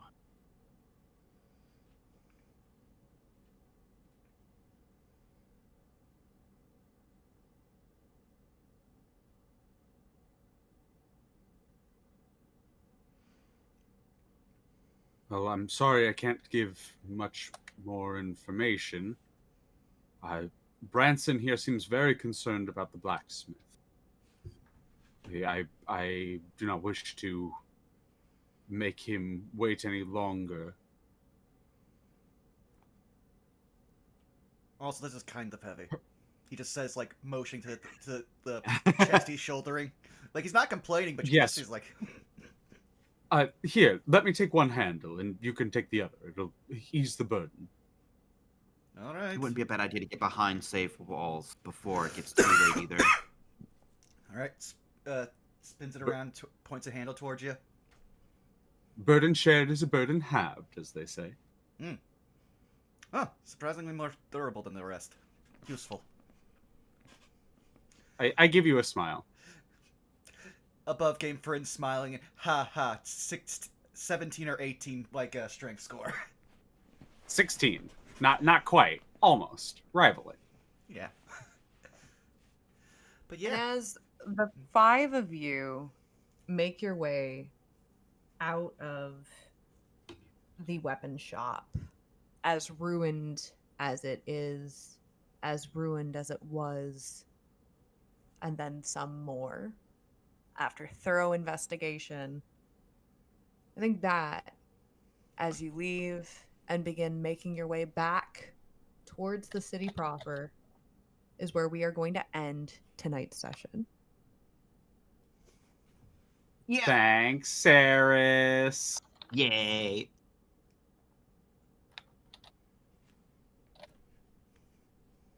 Thanks for running. It was fun. Thank you for playing. Vaughn, thanks for hosting. Yeah, no problem. It's just I haven't gotten to do any real mysteries in any of my D&D things, even in the game where we were doing an actual whodunit. Because none of us were smart enough to figure out who'd actually done it until they just revealed themselves. Happens to the best of us. Yeah. But I know some people gotta get going, so who wants to start going around the horn first? I will go ahead and will volunteer Saris to go ahead. I am gonna go actually on behalf of two of us. Unfortunately, Kaz notified us that they are not feeling very well and they are going to head out for the evening. But you can find Kaz over at Kaztastrophe Cause, both on Blue Sky and on Instagram. They're currently working on some cosplay competition build stuff. If you haven't been keeping up with their latest works already, it's honestly very impressive. I highly recommend that you check it out. Give them some love. They're a very, very talented seamster, and I adore them dearly. You can also find me all over the internet at Tixdixel, where I am not going to be posting too much until after the move, but before move happens, you can find me over at Skelly Alpha's channel, where we will have yet another Scrunkly Cat afternoon. No idea if this game is going to end tomorrow or if we're still going to keep going, but you know what? We're here for the ride. We're here for the end game, and anything else beyond that is kind of up in the air until after I finish moving this weekend. But that is me. And for the sake of things, I'm also going to throw the talking skull to Zan. That's me. I'm Saris's favorite. You can catch me over on my Twitch channel, twitch.tv/ZanosGrim at 7 p.m. PST on Monday evenings for some Stalwart Souls D&D game I run with a few friends. Then Tuesdays at twitch.tv/DistortionDevil at 1 p.m. PST for some Vecna Eve of Ruin. I play a different bard there, so if you like bardic content, that's there for you. Then Thursday, twitch.tv/MontyGlue at 7 p.m. PST. I play in Monty's rendition of Dungeon of the Mad Mage. We're pretty deep into that module, so if you like late game 5th edition content, that's there. Then twitch.tv/DistortionDevil. Myself, Saris, and Leah here are back for a game run by Leah called Castledoor's Guide to the Cosmos. And lastly, but certainly not least, twitch.tv/The Unexpectables every Saturday at 6 p.m. PST. is some Gateway, Fallout TTRPG run by a good friend of the channel, Connor McKinley. And I am in a lot of TTRPGs, so if you like to see what I'm doing, like more TTRPG content, follow me on Blue Sky. At Xanalis Grim. That way Leah doesn't say it. That's me. I'm gonna violently throw it at Leah. All right. Well, I am Xanalis Grim. You can find me at Blue Sky. I'm going to throw Xanalis you. Grim. You can find me on Twitch at Xanalis Grim on Mondays. Xan is running Stalwart Souls on the channel. Tuesdays, you can find them at Distortion Devil on Twitch. Oh, that was Kaz. I thought that was, Kaz. That's a good idea. On Wednesdays you can find Xan. All right, you can find Xan not really doing much because they're a cool person who spends time with lovely people that they love. Fridays, twitch.tv/Montyglue. No, Thursdays, twitch.tv/Montyglue. Fridays, Distortion Devil again. And Saturdays, Unexpectables for some Gateway. And that's where you can find Xan. Okay, where can they find you, smartass? I'm at Amusing Folly on Twitch and Blue Sky. I do things. And I'll throw it to Skelly. I'm Leah's favorite. Hi, I'm Scaly Alpha. I can be found on Blue Sky and Twitch under the same names. For all of July coming up, it's time for Art Fight. It's time to draw a whole lot for a whole lot of people. Other than that, I'm doing an Abiotic Factor playthrough on Wednesday nights with a bunch of friends, because this time I'm not the intern. I'm the one that knows everything, and they're the newbies who've only played the demo. And I'll be here also Friday for Outlaws Gambit, here on the same channel. Other than that, I forgot to announce, besides doing off with Saris on Monday, that in the near future I'll be starting up a tabletop game of my own on my channel on Thursday evenings. It'll be the Paper Mario D&D setting that I've been working on with a whole bunch of pals. So that'll be a really good time. Other than that, that's really me. Just a whole bunch of art coming up. So I will pass it to Vaughn then at this point. Hi. You've already found me here at twitch.tv/BurnoutVaughn. You can find me on Blue Sky and YouTube at Burnout Vaughn, and over on Patreon, Burnout's Bar.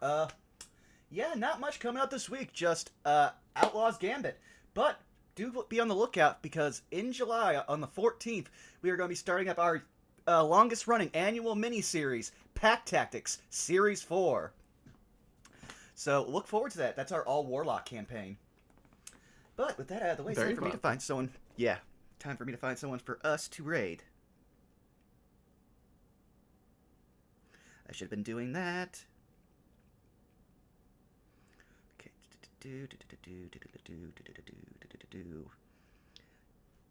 You know what? Let's raid Connor. You guys want to come over a raid message? Where'd you go to, on his hip. I know they're doing Fallout. What was that, Skelly? Where do you come from, Mycelium Joe? Mycelium Joe. Yeah, let's steal Darky's funniest bit of the stuff that nobody actually got to say. All right, thank you all for coming out. We will see you again, I believe a month from now. But we look forward to when that is. So we love you. Bye-bye. Bye-bye. Bye-bye. Bye.